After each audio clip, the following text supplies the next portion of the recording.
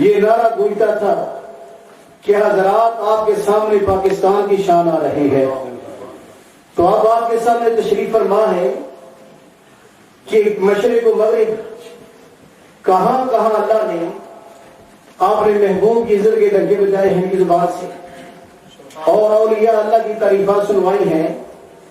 میری مراد رئیس المتکلمین پیر طریقت رہبر شریعت حضرت علامہ مولانا مفتی سید محمد مختار شاہ صاحب العینی خلیفہ مجاز کچوشہ شریف، آپ یہ تقریر شروع کرنے سے پہلے شاہیان شان پرزور دور کا جواب دیں، اور جو دو دور تشریف فرما ہے میں گزارش کروں گا قریب قریب آ جائیں اور بھرپور انداز میں نعرے کا جواب دیں، اور بڑی توجہ سے شاہ صاحب کا خطاب سماعت فرمائیں۔ نعرہ تکبیر، نعرہ رسالت، یا رسول اللہ، نعرہ رسالت، یا رسول اللہ، حق اہل سنت والجماعت زندہ باد۔ لا منازم له ولا مقابل له ولا مساوي له ولا جسم جسم جسم جسم لا ولا قسم قسم قسم قسم لا ولا فريق فرق فرق لا ولا مثيل مثل مثل لا، ونشهد ان لا اله الا الله وان ربوبيته وملوكيته وملكه وملكه وملكه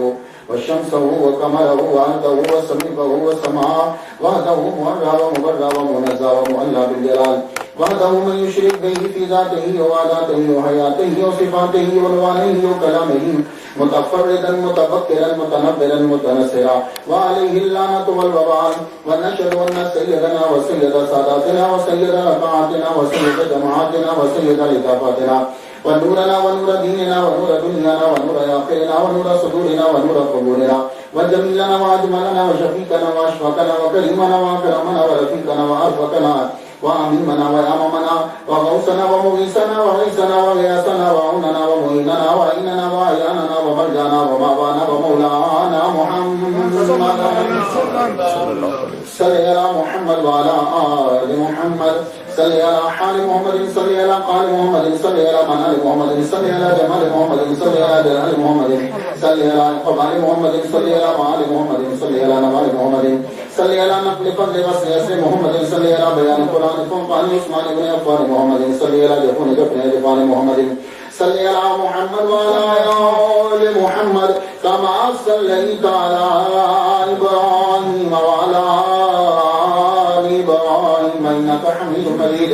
أعوذ بالله السميع العليم العظيم الحفيظ الوجه الكريم وسلطانه القديم من الرجس الخبيث المخبث الشيطان اللعين الرجيم وقبيله ونفخه ونفسه وعوده، بسم الله الرحمن الرحيم، فلا تطع الكافرين وجاهدهم به جهادا كبيرا، صدق الله مولانا العلي العظيم وبلغنا رسوله النبي الكريم، ونحن على ذلك لمن الشاهدين والشاكرين والحمد لله رب العالمين۔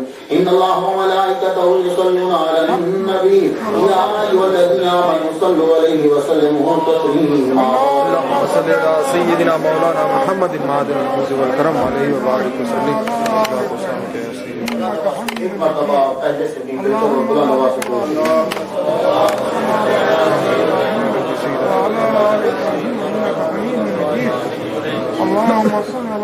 گرامی قدر واجب الاحترام بزرگوں، خصوصی طور پر فخر السادات فخر العلماء ہمارے کینیڈا پاکستان عالم اسلام کی شان معروف سکالر جناب بدیع الدین صاحب سرورحیم مدثر العالی، اور میرے بھائی جو لوگ جانتے ہیں وہ بھی انہیں تو بتانے کی ضرورت نہیں ہے، ہمارے خوبیوں کے مالک جناب حضرت العلامہ حضرت علامہ غالب حسین اکبر صاحب مدثر العالی اور ظہیر صاحب مولانا، اور اس کے علاوہ سب لوگ جتنے سادات کرم جلوہ فرما ہے، اب نام لینے لگے کہ پھر نام کا ایک جلسہ ہو جائے گا۔ اللہ تعالیٰ کا بڑا احسان ہے ہم پر کہ جس نے ہمیں اشرف المخلوقات انسان پیدا فرما، اشرف المخلوقات انسان پیدا فرما کے اپنے پیارے محبوب طالب و مطلوب آقا نامدار مدنی تاجدار تاجدار ارب و جم فخر بنی آدم و آدم ہادی و سبل خیر رسول احمد مصطفیٰ محمد مصطفیٰ صلی اللہ علیہ وسلم سے پیدا فرمایا۔ آپ سے بہت پرانی شناسائی ہے، بعض تین دفعہ بلا لیا ایک ہی مہینے میں. تو اب کافی وقفے کے بعد حاضر ہوا ہوں اور ماشاءاللہ آپ کا ایک ذوق میں نے دیکھا ہے کہ ٹاپک کو چنتے ہیں اور پھر اسے سنتے ہیں. بعض لوگ چنتے تو ہیں سنتے نہیں, آپ چنتے ہیں اور سنتے ہیں. پرسنالٹی کے اوپر بولنا اور سننا دونوں انتہائی مشکل کام ہے. جو بات ہے کہ اگر آپ نے مولوی کو پھنسانا ہو تو اس کو کہو کہ فلاں بندے کے اوپر تقریر کر دی, وہ بن جائے. کیوں؟ آپ لوگ عادی ہوتے ہیں کرامتیں اور معجزے سننے کے, لیکن آپ اس مجمع کو میں نے دیکھا کہ میں نے اسی جگہ پر 2009 میں کینیڈا کے اندر اعلیٰ حضرت عظیم البرکت شاہ مرزا خان بریلوی رحمۃ اللہ علیہ پر ایک ڈیٹیل کے ساتھ گفتگو کی. میں ایک ماحول اور پوری مکمل گفتگو, اور آپ نے سماعت کی. ساجد شاہ صاحب نے مجھے کہا, یعنی کہ بہت لطف آیا تھا. تو ہم سب ولیوں کو مانتے ہیں, ہم جتنے غوث ہیں انہیں مانتے ہیں, جتنے اقطاب ہیں انہیں مانتے ہیں, جتنے ابدال ہیں انہیں مانتے ہیں, جتنے اصحاب ہیں انہیں مانتے ہیں, جتنے انبیاء ہیں انہیں مانتے ہیں, جتنے رسول ہیں انہیں مانتے ہیں, جتنے مجدد ہیں اہل سنت ہم سب کو مانتے ہیں. تو یہ نہیں کہ اگر ایک کا ذکر ہے اہل سنت کے مجدد کا اور دوسرے کا انکار ہو رہا ہے, ایسا نہیں. لیکن گفتگو جو ہے وہ آپ کو بہت دھیان سے سننا ہے. جیسا کہ آپ نے سن لیا کہ 100 کے بعد تو آتا ہی آتا ہے. جن کی یاد میں آج جلسہ ہے یہ ایسا مجدد ہے کہ 1000 کا بھی حصہ شامل ہے اور 100 کا بھی حصہ شامل ہے. اب سوچئے کہ قوت ان کی کتنی ہوگی. اب قوت کتنی ہے یہ سن لیجئے کہ اگر یہ آدمی ہاں کر دیتا تو مغل سلطنت اکبر بادشاہ کے بعد ختم ہو جاتی. ہندوستان کے اندر پھر اگر بادشاہ چلتی تو مجدد البسانی کے بیٹوں میں چلتی. یہ جملہ آپ کے لیے کافی ہے, میں اسٹارٹ یہیں سے لینا چاہتا ہوں کہ اگر یہ آدمی ہاں کر دیتا, مجدد البسانی ہاں کر دیتے, تو اکبر بادشاہ کے بعد پھر اور کوئی ہندوستان کا بادشاہ نہ ہوتا. اکبر بادشاہ کے بعد دوسرا بادشاہ پورے ہندوستان کا مجدد البسانی ہوتے اور ان کے بعد ان کی نسل اور خلافات چلتے. تو انہوں نے کہا ہمیں یہ تاج نہیں چاہیے, یہ تخت نہیں چاہیے, نبی کے قدموں کے اندر جگہ چاہیے. اب ایسے بندے کو سننے کے لیے حاضر تباہی چاہیے. لیکن اب مجھے بہت بنانا پڑے گا کہ رب نے جس کو علامہ غالب صاحب کہہ رہے ہیں کہ 1000 اور 100, یہ 1000 کا کیا چکر ہے.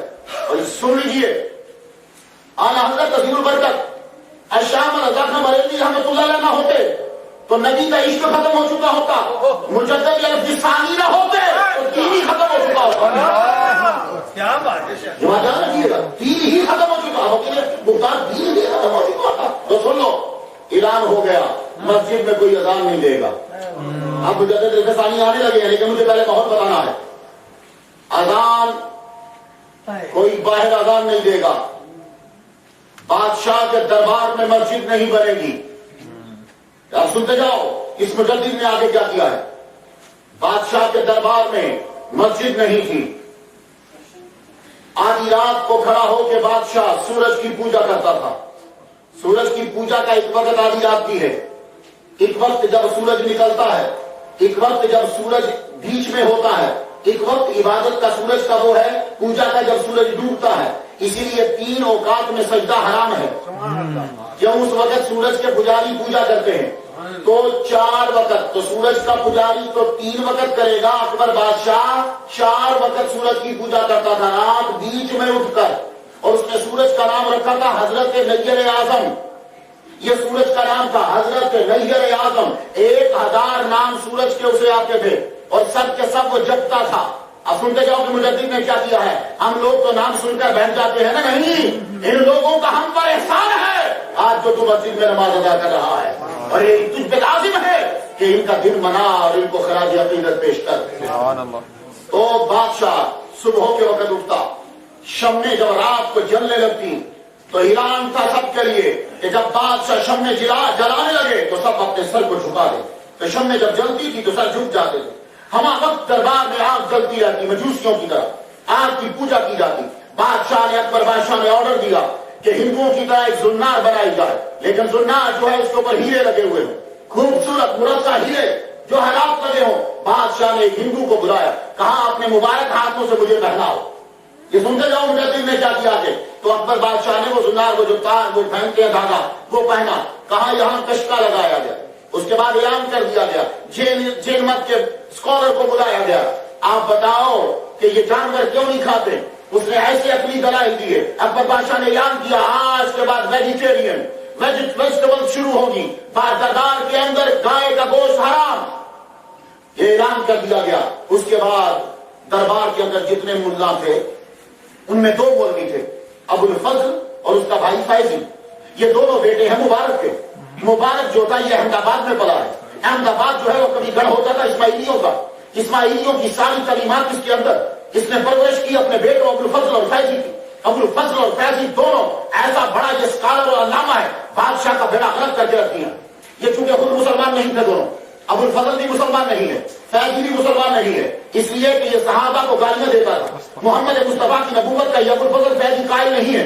میں بھی گفتگو کروں گا، سنتے جانا بھائی، کہ میں بنیاد بنا رہا ہوں کہ تمہیں سمجھ آئے کتنی بڑی ہستی کو سن رہے ہو. ابھی سنتے جاؤ. اعلان کر دیا گیا دیکھو شراب اگر کوئی رفاہیت کے لیے پیتا ہے اور علاج کے لیے پیتا ہے تو شراب جائز ہے. تو رفاہیت کے لیے اور علاج کے لیے شراب اکبر بادشاہ نے جائز کرا دی. آپ پوچھو گے کہ اکبر بادشاہ جس کو دا گریٹ اکبر کہتے ہیں، یہ اکبر مرتد جو تھا جس کو گریٹ بول رہے ہو، یہ ایسا کیوں کہتا تھا؟ اس لیے ابو الفضل فیضی نے اور دربار کے تمام ملا نے، جن میں قاضی ابراہیم شامل ہے، جس میں حاجی عبدالسمی شامل ہے، یہ سارے کے سارے لوگ شامل ہیں، انہوں نے اعلان کیا کہ امام عادل جو ہوتا ہے وہ مطلقاً مجتہد سے افضل ہوتا ہے. یہ جب اعلان ہوا کہ وہ مجتہد سے افضل ہوتا ہے تو بادشاہ نے کہا جب میں مجتہد سے افضل ہوں تو میرا حکم جو ہے وہ قرآن کے حکم کے برابر ہے، اور اگر کبھی بادشاہ حکم قرآن کے الٹ دیے تو بادشاہ کا حکم مانا جائے گا، قرآن کو چھوڑ دیا جائے گا. سنو ان مجددوں کا ہم پر احسان. اب جب یہ ہوا تو حکم جاری ہو گیا. سنو، مامے کے گھر شادی کرنا ناجائز. سنتے ہیں نا؟ ابھی سنتے گا نا؟ مجھے ابھی میں مجدد تک پہنچا نہیں، ابھی میں محمد کے مجدد کو بھیجا کیوں؟ مامی کے گھر شادی نہیں ہو سکتی، چاچے کی بیٹی سے شادی بیٹے سے نہیں ہو سکتی، خالہ کی بیٹی اور بیٹے سے شادی نہیں. تمہارا امریکہ اور کینیڈا کیا کہتا ہے؟ یہی تو کہہ رہے ہیں نا کہ کزنز میں شادی نہ کرو. تو اکبر بادشاہ نے کیا کہا تھا؟ کزن میں شادی نہ کرو. وہ کیوں؟ یہ بہت بڑی سازش ہے کہ کزنز میں شادی نہ کرو. بیماری جب آنی ہے تو ویسے ہی آ جانی ہے. اب کون سی تم بڑے شفا یاب ہو؟ اب بڑے شفا یاب ہو، بیماری اب بھی آ رہی ہے. اگر رشتے داری سے نہیں آ رہی تو دوسری طرف سے بازاری سے آ رہی ہے. بیماری تو آ رہی ہے، یہ چھوڑ دیں. یہ مجھے نہ چپا دو کہ بیماری آتی ہے. میں بھی کچھ نہ کچھ تو سمجھتا ہوں. بدی الدین صاحب کے پاکستان کے لیکچر بھی سن چکا ہوا ہوں. ابھی ہمیں یہ نہیں کہ یہ سازش ہے. کیوں؟ جب تم پھپھی کے گھر شادی کرو گے، جب تم مامی کے گھر شادی کرو گے، جب تم چاچا کے گھر شادی کرو گے تو طلاق کی ریشو کم ہو جائے گی، کیونکہ رشتہ بنے گا اور صفات اور کثرتیں آئیں گی. تو یہ ڈر ہے دنیا کو کہ کہیں مسلمان اس طرح سے مضبوط نہ ہو جائیں. ان کو بولو کہ یہاں رشتے مت کرو، اس لیے کہ بیماری آتی ہے. بیماری جہاں سے آنی ہے وہ آئی جانی ہے. اگر بیماری ہی آنی ہوتی تو میرا نبی کبھی بھی فاطمہ کا رشتہ علی کو نہ دیتا. یہ ایسا کبھی نبی جو میرے نبی سے بڑھ کر حکیم کوئی نہیں ہے. ہم یتیم نہیں ہے. کیا دل میں رہنے والوں ہم یتیم نہیں ہے. علم بھی ہے، علم بھی ہے، کتابیں اپنی، ریسرچ بھی اپنی ہے. اس لیے تم اپنے آپ کو یتیم مت سمجھا کرو. تم اپنے آپ کو یہ نہ سمجھو کہ کتابیں نہیں ہیں، یہ نہ سمجھو کہ علم نہیں ہے، یہ نہ سمجھو کہ ریسرچ نہیں ہے، یہ نہ سمجھو کہ تحقیق نہیں ہے. ہر شاید تمہارے پاس ہے، بریک نہیں، توجہ نہیں ہے. بس وہ ہم مانتے ہیں جس دن تم نے توجہ دی ہر شاید ہر دروازے تم پہ کھل جائیں گے. تو بادشاہ نے اعلان کیا کہ کزنز میں شادی نہیں ہوگی. یہ اس کا اعلان تھا. کزنز میں شادی منع. اور اعلان کر دیا گیا کہ سنو، کلمہ جب پڑھا جائے تو کیسے پڑھا جائے؟ لا الہ الا اللہ محمد الرسول اللہ اکبر خلیفۃ اللہ. یہ کلمہ اکبر بادشاہ نے جاری کر دیا. اس سے جتنے مرید تھے 19 مشہور تھے، باقی کچے پکے تھے. ٹوٹل اس پیر کے 19 مرید تھے اور باقی کچے پکے، بڑھتے کم ہوتے رہتے تھے. تو کلمہ پڑھا جاتا تھا لا الہ الا اللہ نعوذ باللہ اکبر خلیفۃ اللہ، یہ پڑھا جاتا. اس کو خلیفۃ اللہ بنا دیا گیا.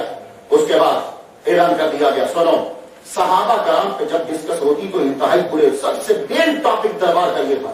چلو بھائی آج ابو الفضل فیضی شروع کر بکواس. یہ دونوں مرتد بکواس شروع کرتے. کہاں سے شروع کرتے؟ نبیوں کی گستاخی سے شروع کرتے. کس نبی سے کیا مسٹیک ہوئی؟ ابو الفضل عالم تو تھا، تو عالم ہونا کوئی فخر کی بات نہیں ہے. توجہ سے بات سنا، عالم ہونا فخر کی بات نہیں ہے. سب سے بڑا عالم شیطان ہے. فخر کی بات یہ ہے کہ نبی کی آگے جھکا کون ہے.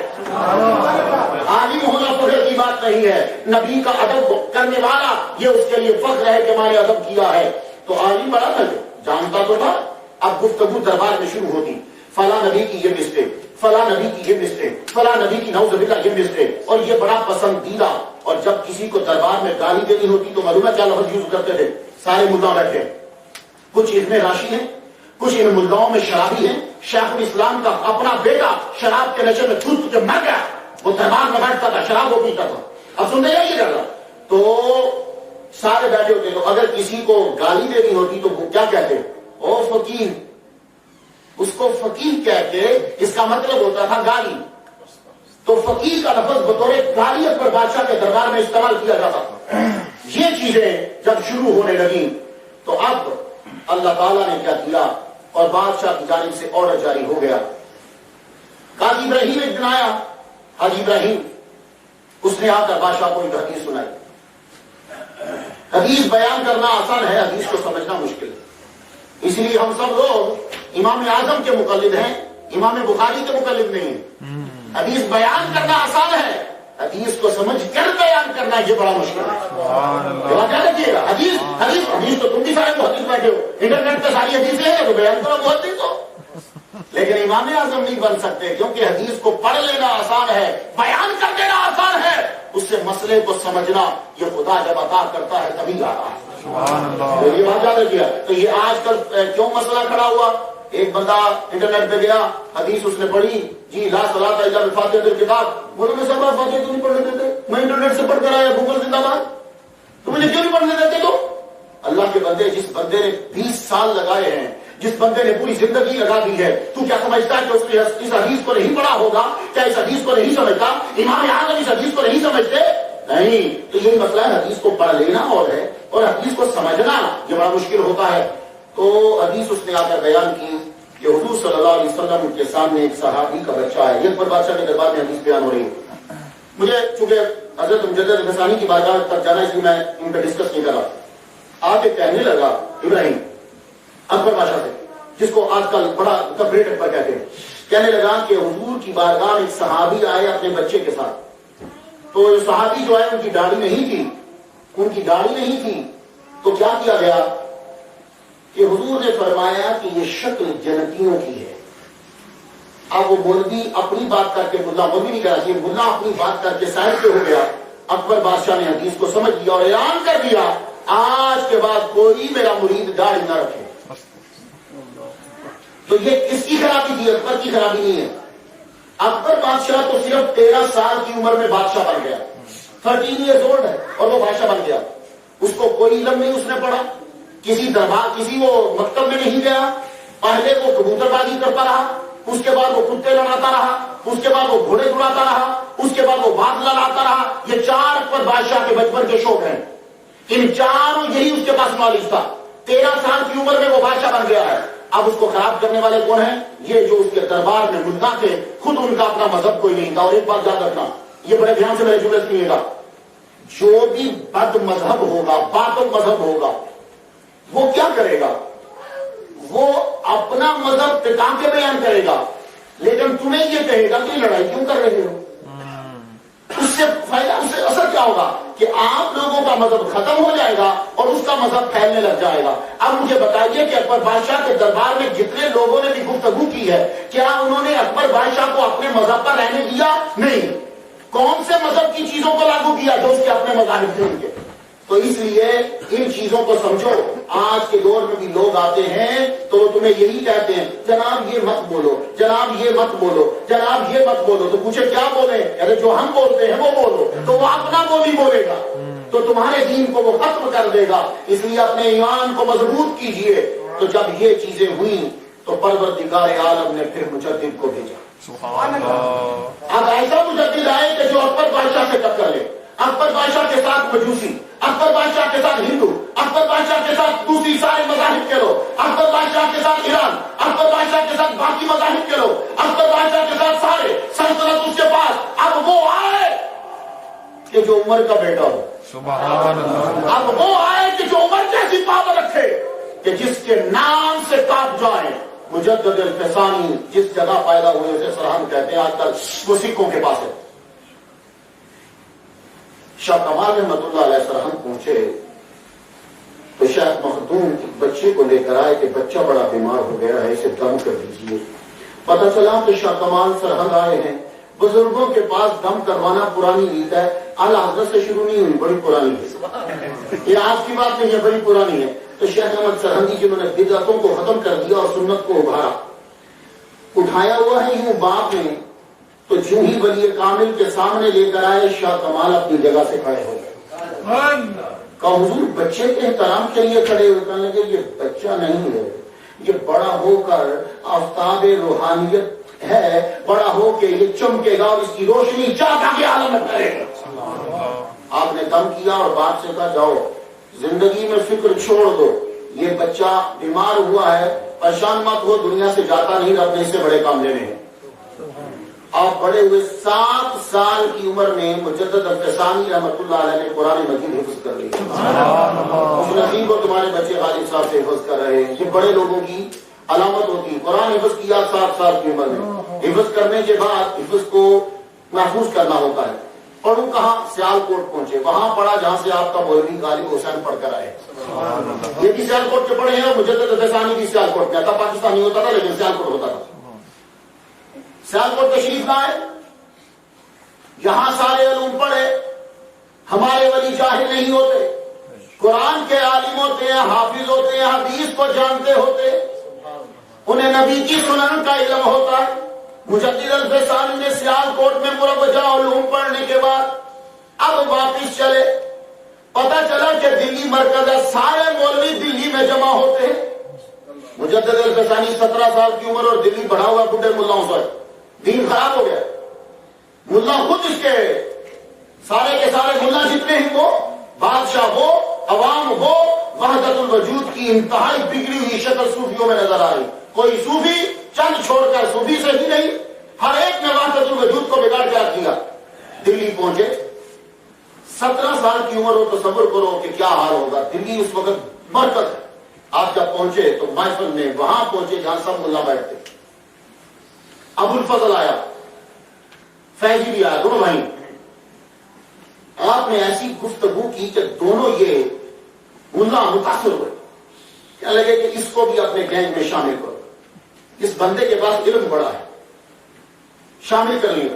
روز محفل جمتی، ابو الفضل فیضی روز آتا، روز گفتگو جمتی۔ ایک دن امام غزالی پہ گفتگو چلی، ابو الفضل نے بکواس کیا امام غزالی کے اوپر رحمۃ اللہ علیہ۔ مجدد الفسانی کے جب پہلے قہر اور پہلا غضب ہے، کہنے لگے ابو الفضل آج تو نے امام غزالی کے بارے میں جملے بولے ہیں، ایسا مت بولنا، اور اگر تو بولے گا تو میری محفل میں دوبارہ مت آنا، میں تجھ سے گفتگو نہیں کروں گا۔ ابو الفضل عام ملا نہیں ہے، اکبر بادشاہ کا رائٹ ہے۔ کیا سمجھتے ہو کہ اس کو اس طرح گفتگو کرنا اپنے آپ کو مصیبت میں ڈالنا نہیں ہے؟ حل لیکن فرمایا ابو الفضل سمجھ گئے نہیں، اسے چھوڑنا نہیں، معافی مانگی، حضور آئندہ کبھی امام غزالی رحمۃ اللہ پہ گفتگو نہیں ہوگی، میں کوئی جملہ نہیں بولوں گا۔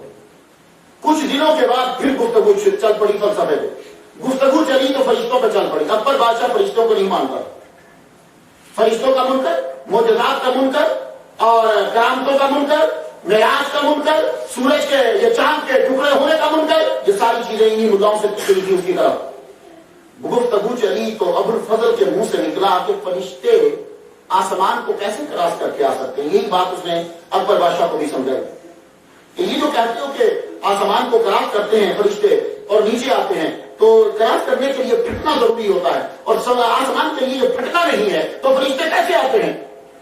یہ ابو الفضل نے جب تھوڑا سا ٹچ دیا تو مجدد الفسانی فرمانے لگے جس طریقے سے شیشے میں سے نظر گزر جاتی ہے اور اس کے لیے پھٹنا نہیں ہے، اس طرح آسمان کے لیے بھی پھٹنا نہیں ہے اور فرشتے گزر جاتے ہیں۔ لیکن یہ جملہ تو معلوم ہے، اگلا جملہ اس نے بڑا خطرناک بولا۔ ابو الفضل کہنے لگا، مرتد کہتا ہے کہ پھر یہ کس طرح پتہ چلے گا کہ وہ فرشتہ اس بندے کے پاس آیا ہے؟ نام نہیں لیا لیکن نبی کی نبوت پر اٹیک کر گیا۔ یہی وجہ ہے کہ اکبر بادشاہ کہا کرتا تھا قرآن مخلوق ہے، قرآن متواتر نہیں ہے، اور یہ الہامی کلام ہے، یہ ثابت کرنا محال ہے، یہ اکبر کہا کرتا تھا۔ آپ یہ جملے سنتے جائیے۔ تو جب اس نے ابو الفضل نے یہ کہا مجدد الفسانی کی بارگاہ میں کہ کیسے پتا چلے گا کہ فرشتہ اس کے پاس آیا ہے، اسی کے پاس، تو مجدد الفسانی کہنے لگے سن، تجھے کیسے پتا چلا کہ فاریابی اور ابن سینا یہ جو ہیں وہ سینا جو ہیں یہ حکیم تھے. کہنے لگا ابو نصر کی میں نے کتابیں پڑھی, میں نے ان کی کتابیں پڑھی تو مجھے پتا چلا کہ یہ حکیم ہیں. تو مجھے تو الفسانی کہنے لگے جب تو نے ان دو کی کتابیں پڑھی تو تجھے پتا چلا یہ حکیم ہے, تو ہم نے جب قرآن پڑھا تو پتا چلا جبرائیل محمد کے پاس بلایا ہے. اللہ اکبر, یا رسول اللہ. قرآن کا لفظ بتاتا ہے کہ محمد صلی اللہ علیہ وسلم کے پاس جبریل آئے ہیں اور سن ابو بکر آج کے بعد میری محفل میں تم مت آنا, اب میں تیرے رب میں رسالہ لکھوں گا. آپ اس کے بعد آپ نے نبوت کے اس بات پر مجدد فسانی نے رسالہ لکھا. تو دلی سے آپ اب چلے واپس سرحد شریف آئے, کہنے لگے دل نہیں لگتا, یہاں کے ملا خراب ہو گئے, جو نبی کا ادب نہیں کرتا ان کے پاس کیا رہنا. واپس تشریف لا رہے, تھان سیر سے گزرنے لگے. تھان سیر کا شیخ سلطان کو رات کو میرے نبی خواب میں آئے, فرمانے لگے میرا نائب آ رہا ہے, جب تیرے شہر سے گزرے اسے روک لینا اور جیت بھر کے اس کی خدمت کرنے لگا, اور جب جا رہا ہو تو بیٹی کا رشتہ دینا. یہ شیخ سلطان تھانسیر کے وہ جب اس نے رستے میں ہی بٹھا دیے بندے کہ یہاں سے جب قافلہ گزرے تو اس شکل کا لڑکا جب گزر رہا ہو تو روک لینا. مجھے تو فسانی واپس رہن جا رہے ہیں تو رستے میں تھانسیر میں روک لیا گیا. حضور آپ ہمارے گھر چلیں گے؟ تو میں نے ٹھیک ہے چلتے گئے, خدمت کی کچھ دن. جب وہ جانے لگے تو حضور ایک عرض کی اور سید الانبیاء کی جانب سے اشارہ ہے کہ اپنی بیٹی میں آپ کے عقد میں دوں. تو جو اچھے بچے ہوتے ہیں نا وہ یہی کہتے ہیں جو مجدد فسانی نے کہا مجھے منظور ہے پر ابا جب تک نہیں کہیں گے میں ہاں نہیں کر سکتا. یہ اچھے بچوں کی نشانی ہوتی ہے. اس لیے میں کہا کرتا ہوں اپنے بچوں کو یہ سٹوری ضرور سنایا, گھر کے اندر ضرور. سنڈریلا کی سٹوری نہ سنایا کرو, ہمیں نہیں ملا پتا نہیں کہاں لے گیا, ڈزنی لینڈ تک گئے نہیں. وہ بچہ پاگل ہو کے مر جاتا ہے, سٹیزن شپ ہو گیا, پورا جا سنڈریلا نہیں, یہ ملے گی بھی نہیں. اس کو مجدد الفسانی کا رستہ بتاؤ, اسے اعلیٰ حضرت کا رستہ بتاؤ, اسے میرے نبی کا رستہ بتاؤ, صحابہ کے رستے بتاؤ, یہ مل بھی جائیں گے.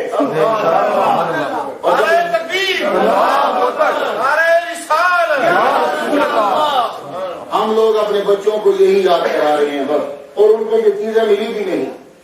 کاش کے نبی کے قدموں تک پہنچا دیتے, ہر شے انہیں مل جاتی. محمد مصطفیٰ صلی اللہ علیہ وآلہ وسلم کے حکم کے مطابق آپ کا نکاح شیخ سلطان کی بیٹی سے ہو گیا. اب شیخ سلطان نے اتنا جہیز دیا, آپ نے پرانی حویلی کو چھوڑا, نئی حویلی بنائی گئی. نئی حویلی کے اندر شیخ احمد سلامتی رہنے لگے. ایک دن پھر بخار ہو گیا, بیوی بیچاری نا امید ہو گئی, خدا کی بارگاہ میں رو رو کے عرض کرنے لگی یا اللہ انہیں بچا لے. روتے روتے آنکھ لگ گئی, آواز آئی فکر مت کرو, ہم نے اس سے ہزاروں کام لینے ہیں, ابھی تو ایک بھی نہیں لیا. وہ فکر نہ کریے بچیں گے. آپ کو اللہ تعالیٰ نے شفا دی. اٹھے تو فرمانے لگے میرا من چاہتا ہے کہ میں حج کروں. اس دور میں حج پیدل ہوتا, تو لوگ حج پیدل کرنے جاتے تھے. انڈیا سے تو پیدل حج ہو سکتا ہے, پاکستان سے بھی پیدل حج ہو سکتا ہے, کسی دن کینیڈا سے نہ نکل جانا. میں ایک دن داتا صاحب بیٹھا ہوا ہوں, میں نے کچھ ایک سال تقریر کی ہے. میں ایک بندے سے پوچھا تو کہاں سے آیا, کہنے لگا بنگلہ دیش سے. میں کہا بنگلہ دیش سے یہاں, کہتا یہاں نہیں, میں حج کرنے نکل گیا تھا بنگلہ دیش سے. میں کہا بنگلہ دیش سے حج کرنے, کل بس ایک دربار پہ گیا ہوں, انہوں نے یوں مجھے مارا اور کہا جا حج منظور. تو میں پیدل چلا ہوں, تو میں واپس کہنے لگا ایران کے بارڈر پہ پہنچا, انہوں نے پکڑ کے اندر دے دیا. جب انہوں نے مارا تھا تو یہ بھی پوچھ لیتا کہ اندر کتنی مرتبہ جاؤں گا رستے میں, یہ بھی پوچھ لینا سر. تو بھائی پیدل تب لوگ جایا کرتے تھے, بڑا لمبا لمبا راستہ ہوتا تھا. تو آپ پیدل چلنے لگے تو کہاں کے دہلی سے ہوتے ہوئے چلتے ہیں, تو آپ کے دوست تھے وہاں رکے, دہلی میں رکے. دہلی میں جب رکے گفتگو چلی, میں جب غالب صاحب کے پاس آتا ہوں فلاں مسئلہ فلاں مسئلہ فلاں مسئلہ, میں بدی الدین صاحب کے پاس بیٹھا فلاں مسئلہ فلاں مسئلہ فلاں مسئلہ, نظام شاہ صاحب کے پاس بیٹھا فلاں مسئلہ فلاں مسئلہ فلاں مسئلہ, مولوی جب مولوی کے پاس بیٹھے فلاں مسئلہ یا فلاں آدمی. گفتگو جب چل پڑی تو آپ کے دوست کہنے لگے اے شیخ احمد آج کل ایک بندہ دہلی میں آیا ہے, نام اس کا باقی ہے. دہلی میں آیا ہے پر بندہ بڑا عجیب ہے. اچھا اب جب غالب صاحب کسی آدمی کی بات نام ایک دفعہ لیں گے، 2 دفعہ لیں گے، 3 دفعہ لیں گے تو اشتیاق پیدا ہوتا ہے یار اس آدمی کو دیکھے، 1 دفعہ 2 دفعہ 3 دفعہ تو اشتیاق پیدا ہوا کہ ان کی محفل میں جاؤں تو یہ خواجہ باقی بلا ہیں کون، ان کا کام صرف ایک ہی تھا جوانی میں، جتنے مجذوب ملتے تھے ان کے پیچھے بھاگتے رہتے۔ خواجہ باقی بلا کے پاس فیض آیا مجذوبوں سے، دیا سالک کو ہے، جو مرید بنایا وہ سالک، اور سالک بھی ایسا کامل کہ ان جیسا سالک میں نے نہیں، لیکن فیض خواجہ باقی بلا نے لیا مجذوبوں سے۔ کیا آپ کو پتا مجذوب کبھی دیکھے ہوں، کبھی وہ پانی میں چلے جاتے ہیں، کبھی آگ میں کود جائیں گے، کبھی کہیں چلے جنگلوں میں پھریں گے، قبرستان میں ڈیرا لگا لیں گے، یہ مجذوبوں کی عادت ہوتی ہے۔ تو خواجہ باقی بلا نے فیض دیا، مجذوب جاتے جاتے پانی میں، خواجہ باقی بلا پانی میں، مجذوب دوڑتے دوڑتے آگ میں، خواجہ باقی بلا پیچھے کچھ نہیں دیکھنا آگ کے اندر، مجذوب دوڑتا دوڑتا قبرستان میں، یہ اس کے پیچھے پوری 3 دن 4 رات کے پیچھے، مجذوبوں سے فیض لے کر خواجہ باالحق والدین نقشبند کے دربار پہ پہنچے۔ فیض لے لیا تو یوں بیٹھے ہیں خواجہ بہاؤالدین نقشبند رحمۃ اللہ علیہ کے قبر پہ روزے پہ یوں قریب بیٹھے ہیں تو آپ کی زیارت ہوئی، فرمانے لگے باقی پہنچ، ہندوستان چل، ہندوستان کی طرف پہنچ، اس لیے کہ خدا کا نائب اتم وہاں آنے والا ہے، ہر ولی کی یہ آرزو ہے کہ وہ میرے سلسلے میں آئے، لیکن مجھے امید ہے کہ وہ ہمارے سلسلے میں ابو بکر صدیق رضی اللہ تعالیٰ عنہ کے سلسلے میں آئے گا، تو پہنچ اور اسے پھینک پہنچا۔ تو بڑی حیران کن بات ہے، ہم جاتے ہیں کنویں کے پاس کہ وہ پانی دے، پیاس بجھائیں، یہاں کنواں پیاسے کے پاس جا رہا ہے۔ ہم چلتے ہیں کہ ہمیں کہیں کھانا مل جائے ریسٹورنٹ میں، یہاں کھانا اور چیزیں سب خود چل کے ان کے پاس پہنچ رہی ہیں۔ خواجہ باقی بلا وہاں سے چلتے چلتے چلتے چلتے دہلی پہنچے، دہلی میں آ کے ڈیرا لگا لیا اور روز بندوں کو دیکھتے، آپ کے دربار میں بندے آتے، چہرہ دیکھ نہیں یہ نہیں ہے، مریدین بیٹھے، آپ بھی بیٹھے ہیں، اب یہاں گفتگو شروع ہو گئی۔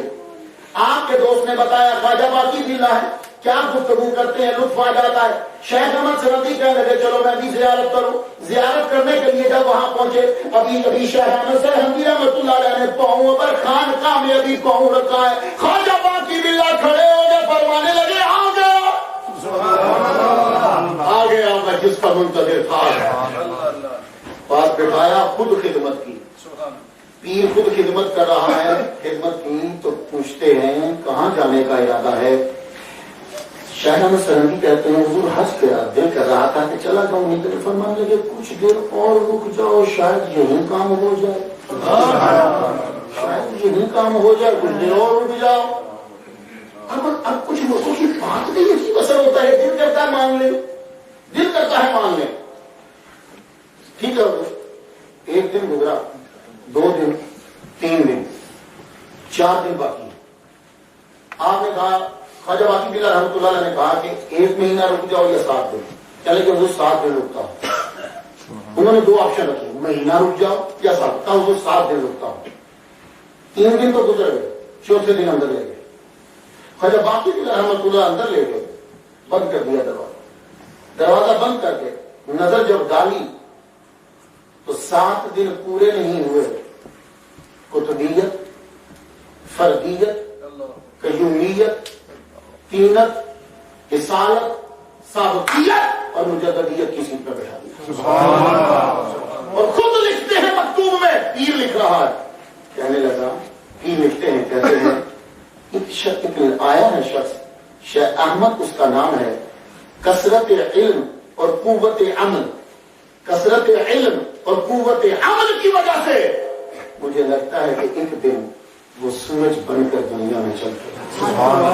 یہ پیر نے جملہ 7 دن میں پورا بیان کیا، فرما لگے اب جاؤ واپس سرحد چلے جاؤ۔ اپنے مریدین اکثر ساتھ بھیج دیے، کب آپ جائیے اور اس سے پہلے لاہور سے ہوتے جائیے گا۔ پیر سے ملے، ملنے کے بعد لاہور آنے لگے۔ لاہور میں تب طوطی بولتا تھا جمال قلوی کا، لاہور کے پاس سیالکوٹ، سیالکوٹ میں طوطی بولتا تھا عبدالحکیم سیالکوٹی رحمۃ اللہ علیہ کا، جہاں سے علامہ صاحب پڑے ہوئے عبدالحکیم سیالکوٹی رحمۃ اللہ، سب سے پہلے انہوں نے خط لکھا مجدد الفسانی رحمۃ اللہ علیہ کو۔ جب بھی مجدد ہوتا آپ کو پتا لوکل ملا دشمن ہو جاتے ہیں، مجدد الفسانی کے لوکل ملا دشمن ہوئے۔ سب سے پہلے عبدالحکیم سیالکوٹی رحمۃ اللہ علیہ نے خط لکھا، اور مجدد وہ خط پکڑ پکڑ کے لوگوں کو دکھائے، فرمانے لگے دیکھو سیال کوٹ سے خط آیا ہے۔ اب اس میں ایک ہی جملہ سناتا ہوں، امام ربانی محبوب سبحانی مجدد الف ثانی۔ یہ جملہ سب سے پہلے عبدالحکیم سیالکوٹی رحمۃ اللہ علیہ نے لکھا، اور آپ دکھا رہے ہیں دیکھو، امام ربانی محبوب سبحانی مجدد الف ثانی۔ آپ یہ دکھا رہے ہیں عبدالحکیم سیالکوٹی رحمۃ اللہ علیہ، اللہ تعالیٰ نے ان کا من کھول دیا، خدا تعالیٰ نے ان کو بھی فیض عطا کیا۔ جمال طلوی یہ بھی بہت بڑے علامہ تھے، یہ دونوں اس دور کے ٹاپ کے علامہ تھے جن کے مدرسے چلتے تھے اس دور میں۔ اور جمال طلوی رحمۃ اللہ علیہ جو ہیں یہ تو ننگے پہنچ جایا کرتے تھے داتا صاحب کے دربار میں، ننگے پہنچ جاتے اور کچھ نہیں کھاتے تھے، مہینوں گزر جاتے۔ ایک مرتبہ کیا ہوا کہ داتا صاحب کے قریب، اب تو بڑی تبدیلی آئی، میں نے بھی تبدیلی دیکھی، آپ لوگ جائیں گے تو اب تو بالکل، میں نے تو ان کی پرانی مسجد، وہ پرانا روزہ، تقریباً یہ ساری چیزیں دیکھی ہوئی ہیں۔ تو وہاں ایک شہتوت کا درخت تھا تھوڑا سا دور، تو اس شہتوت کے درخت کو پکڑ کے کھڑے ہوئے نہیں ہوں، ہاتھ لگاتے تو شہتوت تب نہیں تھا، شہتوت تب نہیں تھے، موسم ہی نہیں تھا۔ یہ جماعت مرید ہیں خواجہ صاحب کے شیخ مسلم رحمۃ اللہ علیہ، یوں کھڑے ہوئے ہیں تو بھوک شدت لگی ہو تو سب تو رکھ رہے، دل کیا کہ چلو شہتوتی ہوتے تو کھا لیتا، آج بھوک پڑی ہے۔ کہ بابا جی دم سے نمودار ہوئے اور انہوں نے یوں شہتوت پکڑا ہے، تو آپ دیکھنے لگے کہ شہتوت تو اوپر ہے نہیں، شہتوت دیے تو کہا یہ کھا لو، تو شہتوت لے کے کھانے لگے۔ روزہ افطاری کا وقت تھا، تو روزہ افطار کیا تو مڑ کے دیکھنے لگے تو کہتے ہیں کہ ہو سکتا ہے کہ یہ بابا جی داتا صاحب ہی ہو۔ مڑ کے جب دیکھا تو تب وہ جلوہ فرما کے اور مسکرا رہے تھے، کہنے لگے روز تو ہمارے پاس آتا تھا، ہم نے کہا چلا جا ہم تیرے پاس لے جاتے ہیں۔ یہ ہے جمال طلوی۔ جب مجدد الف ثانی لاہور تشریف لائے، آپ ہاتھ جوڑ کے کھڑے ہوئے، آپ نے ان کی ارادت میں شامل ہوئے، مرید بنے، فیض لیا، بنگال میں فیض آپ کا پہنچا، شیخ حمید آپ کے مرید بنے، پہلے سخت مخالف تھے لیکن جب آپ کی گفتگو سنی تو مجدد الف ثانی رحمۃ اللہ کے مرید ہو گئے، اور جب جانے لگے تو کہنے لگے میں بنگال جا رہا ہوں، اے مجدد مجھے اپنے نالین دے دو۔ مجدد الف ثانی کے دونوں نالین، آپ کے دونوں نال، یہ دونوں نالین جب لیے، لے کے شیخ حمید الدین نے سر پہ، حمید رحمت اللہ علیہ نے سر پہ رکھ لیے۔ اتنا بڑا مفتی و محدث و مفکر و علامہ، بنگال میں جس کا توتی بولتا ہے، لوگ جس کے مرید مدرسے میں پڑھنے آتے ہیں، مجدد الف ثانی کے نالین اپنے سر پہ رکھ کے بنگال کی جانب چل پڑے۔ بنگال پہنچے، اور آج بھی اگر کوئی بنگلہ دیش کا آدمی ہے، کئی عرصہ تک آپ نے وہ نالین لے جا کر ایک چبوترے کے پاس آپ نے دروازے کے قریب وہ نالین دور لٹکا دیے۔ جو آدمی بھی بنگلہ دیشی آتا، آپ کا مرید کہ مجھے بیماری ہے، کہتے ادھر آؤ، پانی کا پیالہ دیتے۔ مجدد الف ثانی رحمۃ اللہ کے پاؤں کی جو نوک تھی، اس کی نالین کی نوک، نال کی جوتا مبارک کی، وہ اس میں تھوڑی سی ملاتے، کہتے جا پی، جتنی بھی بیماری ہوگی آپ دور فرما دے گا۔ جو بڑے عرصے تک تو ابھی تو مجھے معلوم نہیں، کہتے جا پی، یہ سلسلہ جاری ہے۔ تو بدخشاں میں، خراسان کے اندر، تورا کے اندر، ہر جگہ آپ کے مریدین پھیلنے لگے۔ جب ہم لاہور سے واپس جانے لگے تو رستے میں خبر آئی کہ خواجہ باقی باللہ دنیا سے کوچ فرما گئے۔ خواجہ باقی باللہ وصیت فرما گئے، کہنے لگے سنو میرے مریدوں، تم سب کے سب مجدد کے سامنے کھڑے ہو جانا ہاتھ باندھ کر، اور یہ یاد رکھو کہ انہی سے آگے فیض چلے گا، اور یہ میری وصیت ہے کہ تم سب نے انہی کی ارادت۔ لیکن آپ کو پتا ہے کہ رش یہاں سے جو بھی تحریک کی، یہ تو ہوتا ہی ہے۔ کچھ مریدوں نے انکار کر دیا خواجہ باقی باللہ کے جانے کے بعد کہ ہم اس کی ارادت میں نہیں آئیں گے، مجدد کو ہم تسلیم نہیں کرتے۔ ان میں شیخ تاج بھی شامل تھے، بہت بڑے علامہ تھے، وہ بھی نہ مانے۔ آپ جب گئے تو کچھ مرید تو آپ کے سامنے آ گئے اور کچھ مریدوں نے آنے سے انکار کر دیا۔ آپ وہاں فاتحہ پڑھی رہے، اس کے بعد سرہنگ آپ واپس تشریف لائے۔ سرہنگ آپ واپس تشریف، ایک سال کے بعد جب دوبارہ مجدد الف ثانی رحمۃ اللہ علیہ گئے تو دوبارہ جب آپ گئے ہیں تو پھر سب کے سب مریدوں کو خواب کے اندر حضور صلی اللہ علیہ وسلم نے اتنی سرزنش کی، شیخ تاج سمیت۔ اب جب اس کی محفل ہو رہی ہے، لیکن یہ بھی اس کرتے تھے خواجہ باقی باللہ، اس کی جب محفل ہے تو سارے مولویوں نے اپنی پگڑیاں اتاری، اپنی تب ملا پگڑیاں پہنتے تھے، مولوی سب پہنتے تھے ادھر، تو پگڑیاں اتار کے گلے میں یوں پٹکا بنا کے مجدد الف ثانی کے سامنے دلی کے سارے علماء معافی کے لیے حاضر ہوئے، حضور نے معاف فرمائے اور اپنی ارادت میں شامل کرے۔ اکبر بادشاہ کہ دربار کے اندر بدتمیزیاں چل رہی تھی، آپ کے مریدین جب تعداد بڑھی تو اس کے اندر صدر جہاں، مرتضی خان، خان اعظم، یہ سب سے بڑے لوگ تھے گورنمنٹ کے، جو ٹاپ کے تھے. خان اعظم اور اکبر بادشاہ نے ایک ماہ کا دودھ دیا تھا.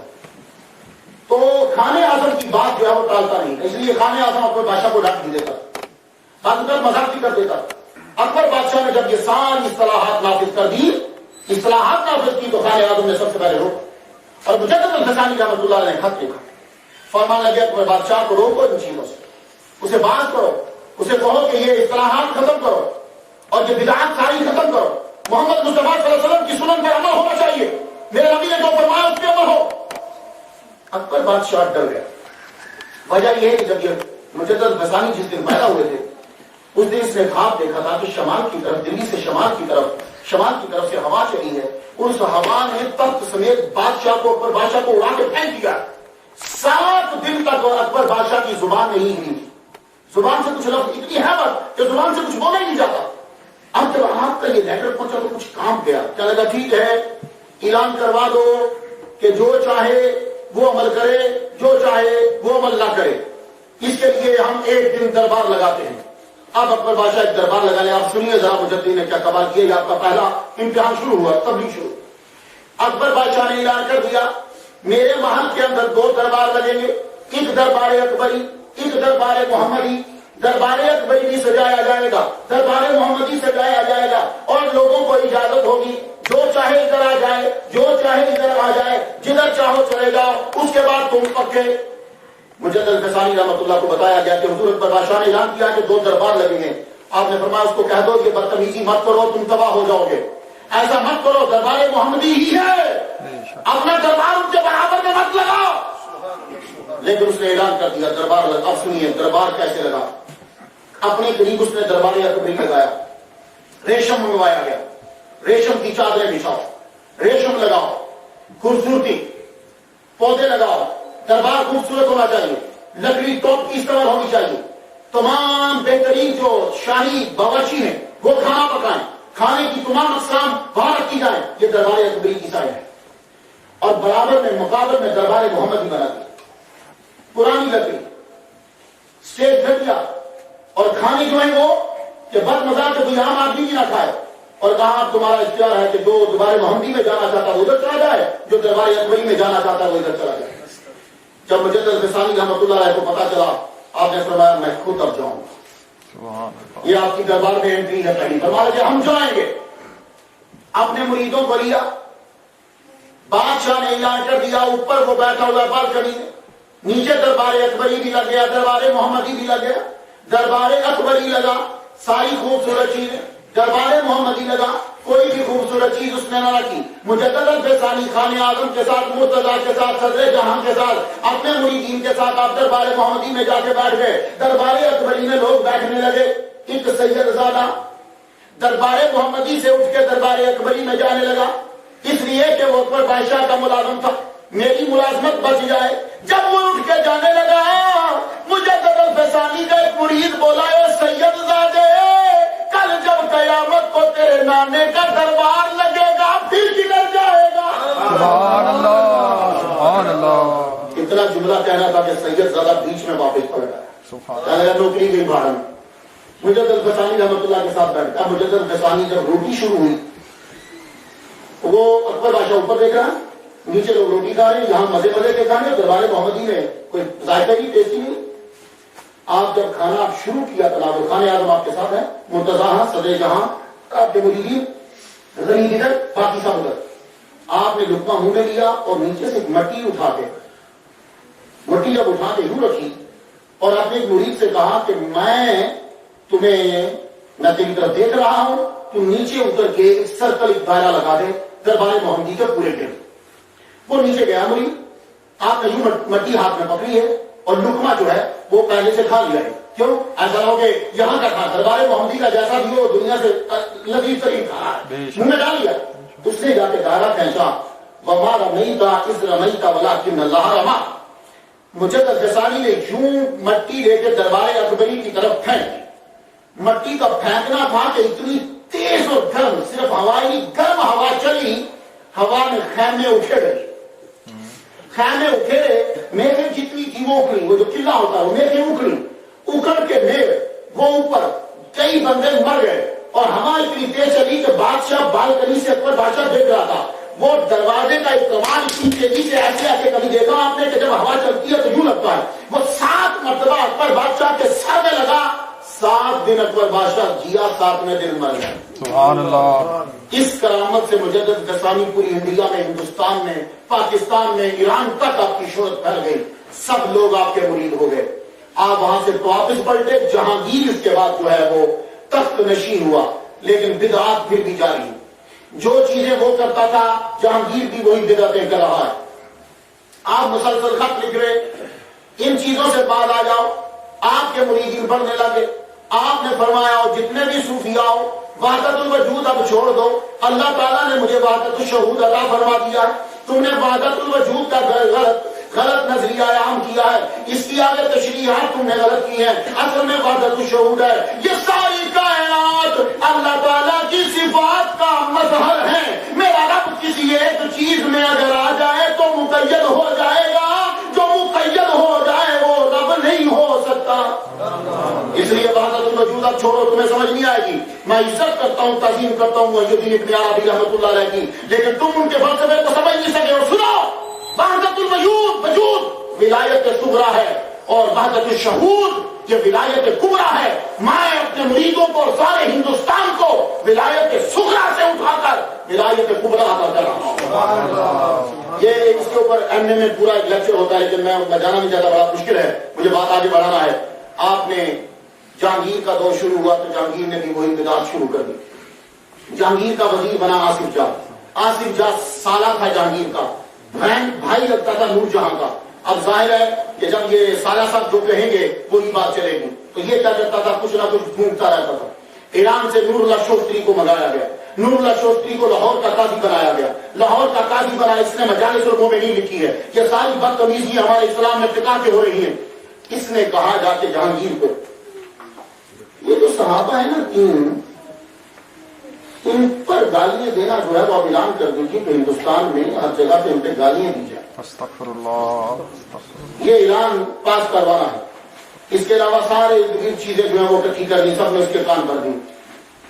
اب اسے معلوم تھا کہ یہ لا پاس کرانے سے پہلے مجدد الفسانی کو قتل کروانا، شہید کروانا یا کہیں ٹھکانے لگانا ضروری ہے. روزانہ ان کے کام بھرتا رہتا جہانگیر کے. یہ جو مجدد الفسانی ہے، یہ شاہ احمد، یہ اپنی تعداد کو اکٹھا کر کے آپ سے سلطنت چھیننا چاہتا ہے. اس لیے آپ فوراً سے کچھ کیجئے. 1 دن 2 دن 3 دن 4 دن. اب بادشاہ کتنی مرتبہ ایک بات کو سنے گا. ایک دن اس نے کہا اچھا چلو تم یوں کرو کہ بلاؤ ان کو دربار میں، دیکھتے ہیں کہ یہ کون ہے. شاہ احمد سرہندی رحمۃ اللہ علیہ کو وہاں سے الہام ہو گیا. حکم آیا کہ دیکھو دین اس وقت تک نہیں بچے گا جب تک کہ تم اپنی ذات پر، اپنے جسم پر مشکل برداشت نہیں کرو گے. تمہیں مشکل برداشت کرنا ہے اپنی ذات کے اوپر، تب یہ دین جو ہے وہ پھیلے گا، اس کی حفاظت ہوگی. آپ نے اپنے سارے مریدوں کو شاہ احمد سرہندی رحمۃ اللہ علیہ اکٹھا کیا. کہنے لگے سنو مجھے آرڈر آ گیا ہے، اب لگتا ہے 1 سال یا 2 سال مجھے تکلیف اپنے جسم پر برداشت کرنا ہے، اور تم لوگوں نے صبر کا دامن نہیں چھوڑنا، اور یہ تکلیف اللہ تعالیٰ کی طرف سے ہے اور مجھے برداشت کرنی ہے. اتنے میں یہ بھی بات آپ مریدوں کو بتا رہے ہیں کہ جہانگیر کی طرف سے آرڈر آ گیا کہ دربار میں بادشاہ نے آپ کو بلایا ہے. مجدد الفسانی رحمۃ اللہ کی 1600 خلافات، 1600 1006 بعد کا 1600، یہ تو صرف خلافات ہے، مجھے یہ نہیں بتا رہا میں آپ کو. 1006 آپ کے خلفاء ہیں. آپ نے سارے چھوڑے، اپنے دونوں بیٹوں کو چھوڑا، صرف 5 مرید لے کر جہانگیر کے دربار میں پہنچے. جہانگیر کے دربار میں جب آپ پہنچتے ہیں تو وہاں یہ ضروری تھا کہ جو ہی دربار میں داخل ہو وہ فوراً سے پہلے سجدہ کرے. حضرت مجدد الفسانی رحمۃ اللہ داخل ہوئے تو آپ نے نہ تو سلام کیا نہ ہی سر کو جھکایا، بلکہ سر نارمل یوں ہوتا ہے. مجدد الفسانی یوں کر کے داخل ہوئے، یوں اوپر دیکھ رہے اور سلام نہیں کیا. سامنے شامل ہوتے جہانگیر بادشاہ کہتا ہے آپ نے ہمیں سلام نہیں کیا. آپ نے فرمایا مجھے پتا تھا کہ تو تکبر کی وجہ سے جواب نہیں دے گا، اس لیے نہیں کیا. اور سر نہیں جھکایا، فرمایا جی ہمارا سر صرف رب کے آگے جھکتا ہے. سبحان اللہ. آصف جہاں نور جہاں کا بھائی کہیں نہیں کھڑا تھا، سارا بادشاہ کہا دیکھا میں آپ کو کہتا تھا یہ آپ کا ادب نہیں کرتا، اب آپ کی پورے دربار میں بے عزتی ہوگی، سر جھکوائیے. تو جہانگیر بولا تو سر تھوڑا سا یوں کر دیجیے. فرمانے لگے بھلے سے یوں کرنے سے کچھ نہیں ہوتا، پر تیرے دربار میں نہیں کروں گا. میں تیرے دربار میں یوں تبدیلی کروں گا. آپ حیران ہو جائیں گے کہ تاریخ لکھتی ہے اور یہ ہندو نے اس بات کو نقل کیا ہے. کہتا میں دربار میں بیٹھتا ہوں اور یہ ہندو جو ہے یہ قلعہ گوالیار جانے سے پہلے جس قید خانے میں تھے وہاں کا یہ رکھوالا تھا اس کی حفاظت دربار میں بیٹھا ہے. 10 آدمی آصف جاں کے کہنے پر جہانگیر نے بھیجے کہ پکڑ کر دبا کے اس کا سر جو ہے وہ نیچے کر دو. یہ بادشاہ کے دربار میں سر نیچے نہیں کرتا. آپ کی گردن پتلی تھی, موٹی گردن نہیں تھی. مجھے تو پتا نہیں رحمۃ اللہ علیہ سبحان اللہ کیا آپ کا داڑھی مبارک, یہ تو ہو نہیں سکتا کہ سنت کے داڑھی کو. مجدد جو ہے وہ حکومت کو لتاڑتا ہے اور سنت کو سنوارتا ہے. یہ مجدد کی علامت ہے. وہ حکومت کو لتاڑے گا, مذہب کو نکھارے گا. امامہ شریفہ پہنتے تھے یوں, یہ بیچ میں لٹکاتے تھے. یہ بھی دیکھا نا, یوں دونوں بیچ میں لٹکانا. شلوار آپ اوپر رکھتے تھے. سنت بڑا کھلا کرتا شریف جو ہے وہ آپ پہنتے تھے.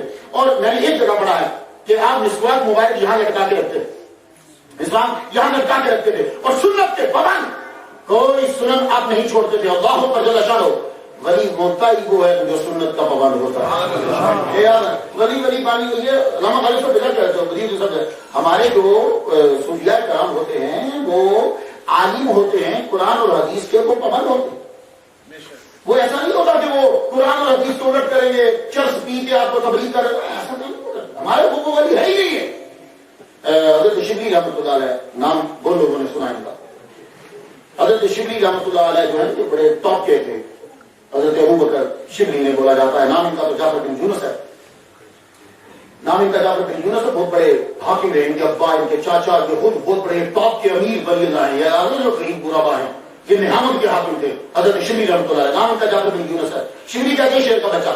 تو شبلی جو ہے جنید بغدادی رحمۃ اللہ علیہ کے پاس آئے. آپ کو پتا ہے کہ پیر کو پتا ہوتا ہے اس مرید کی, اور استاد کو نہیں پتا ہوتا ہے شیخ کی تربیت کیسے کرنی ہے. حضرت شبلی اتنے بڑے حاکم ہونے کے باوجود, خیر نساج رحمۃ اللہ علیہ کے سفارش کے باوجود, سری سکتی سیگنی تعلقات خیر نساج ان کے مرید پیر بھائی نے بھیجا ہے, لیکن پھر بھی دھیان نہیں چھوڑ دی. ایک پورا مہینہ گزر گیا. 1 مہینے کے بعد حضرت شبلی رحمۃ اللہ علیہ جانے لگے. ابھی نیا نیا داخل ہوئے تھے تصوف میں, نئی نئی حکومت چھوڑی تھی. برابر ایسی حکومت میں مجھے روکنی نہیں کرنی. ابھی وہ چیز تھی بیچ میں کہ میں نعمت کا حاکم رہا ہوں. یہ حضرت جناب بتا کے پوچھتے ہیں کہاں جا رہے ہو, پتا تو کہ کون ہے میرے خاندان, کہاں جا رہے ہو. پورا مہینہ حضور گزر گیا, کوئی کرامت ہی نظر نہیں آئی. یہ حضرت شبلی کہہ رہے ہیں کوئی کرامت ہی نظر نہیں آئی. فرمانے لگے اس پورے مہینے میں ہمیں تم نے کوئی ایسا کام دیکھا کہ نبی نے کیا ہو اور ہم نے نہ کیا ہو. اتنی بات کر کے نکال دیا, شبلی کو دربار سے نکال دیا. اب یہاں ادا دیکھنا جملہ پورا ہو گیا جو سنا دے گا, ادا سنانی. شبلی رحمۃ اللہ علیہ 1 ماہ کے بعد پھر جنگل میں پھرتے پھرتے آ گئے. السلام علیکم. جناب بغدادی رحمۃ اللہ نے وعلیکم السلام تو کیا دیا, ہاتھ پکڑ کے منہ مار دیا. کیوں؟ یہ تربیت ہے, یہ سمجھ نہیں آئے گی. یہ پیر سمجھے گا کہ یہ وہ ایسا کیوں کرے. وہ پھر چلے گئے واپس. حضرت شبلی مہینے کے بعد پھر آ گئے. السلام علیکم. وعلیکم السلام.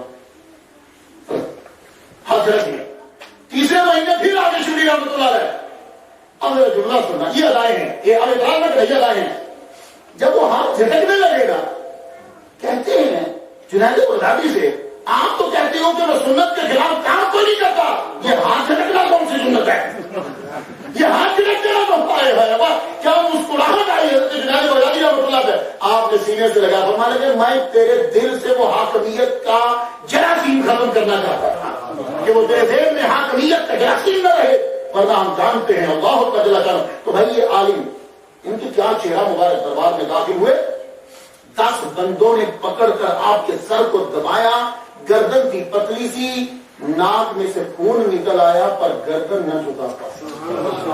تو ہندو بیٹھا ہوا اتنا متاثر ہوا آپ کے اس جذبے سے اور حقانیت سے, جہانگیر نے کہا فوراً پکڑ کے ان کو لے جاؤ. ہندو کھڑا ہوا, جی میں لے جاؤں ان کو اپنے قلعے کے اندر قید کر دوں, وہاں سخت نظر رکھوں گا. جہانگیر نے کہا تم لے جاؤ. لے کر گئے تو پیچھے سے شورش بچا ہوگی. محمد خان, خان اعظم, صدر جہاں, مشتبہ, سب کے سب بغاوت ہو گئی. اللہ جل شانہ.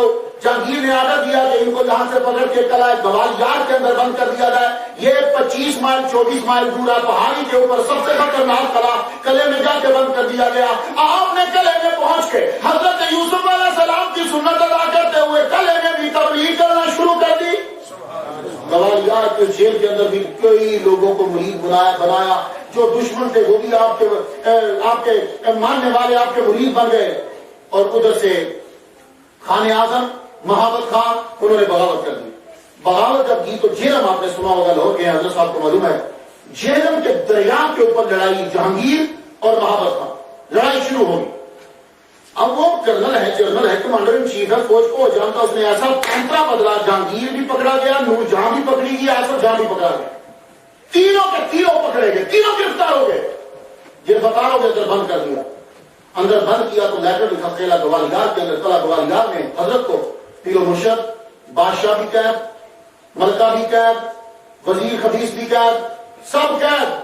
آپ تشریف لائیے اور تخت پر بیٹھیے. اب بتاؤ ہم ہوتے یا آپ کا کیا ہوتا تو ہندوستان کا تخت اکبر بادشاہ کے بعد خالی ہے. اور آپ کے سارے فوجی، سارے جنرل آپ کے مرید، فوج آپ کے ساتھ، ایران تک آپ کے ماننے والے. اب اگر کوئی مدعا ہوتا تو فوراً تخت پہ بیٹھ جاتا، تاریخ چینج ہو جاتی. آپ نے قلعے کے اندر سے، جیل میں سے خط لکھا، محمد خان تجھے تین آدر دیتا ہے، بادشاہ کو تخت پہ بیٹھا اور اسی طرح ہاتھ باندھ کے کھڑا ہو جیسے پہلے کھڑا ہوتا تھا، پر سجدہ مت کرنا. یہ ہے مجدد.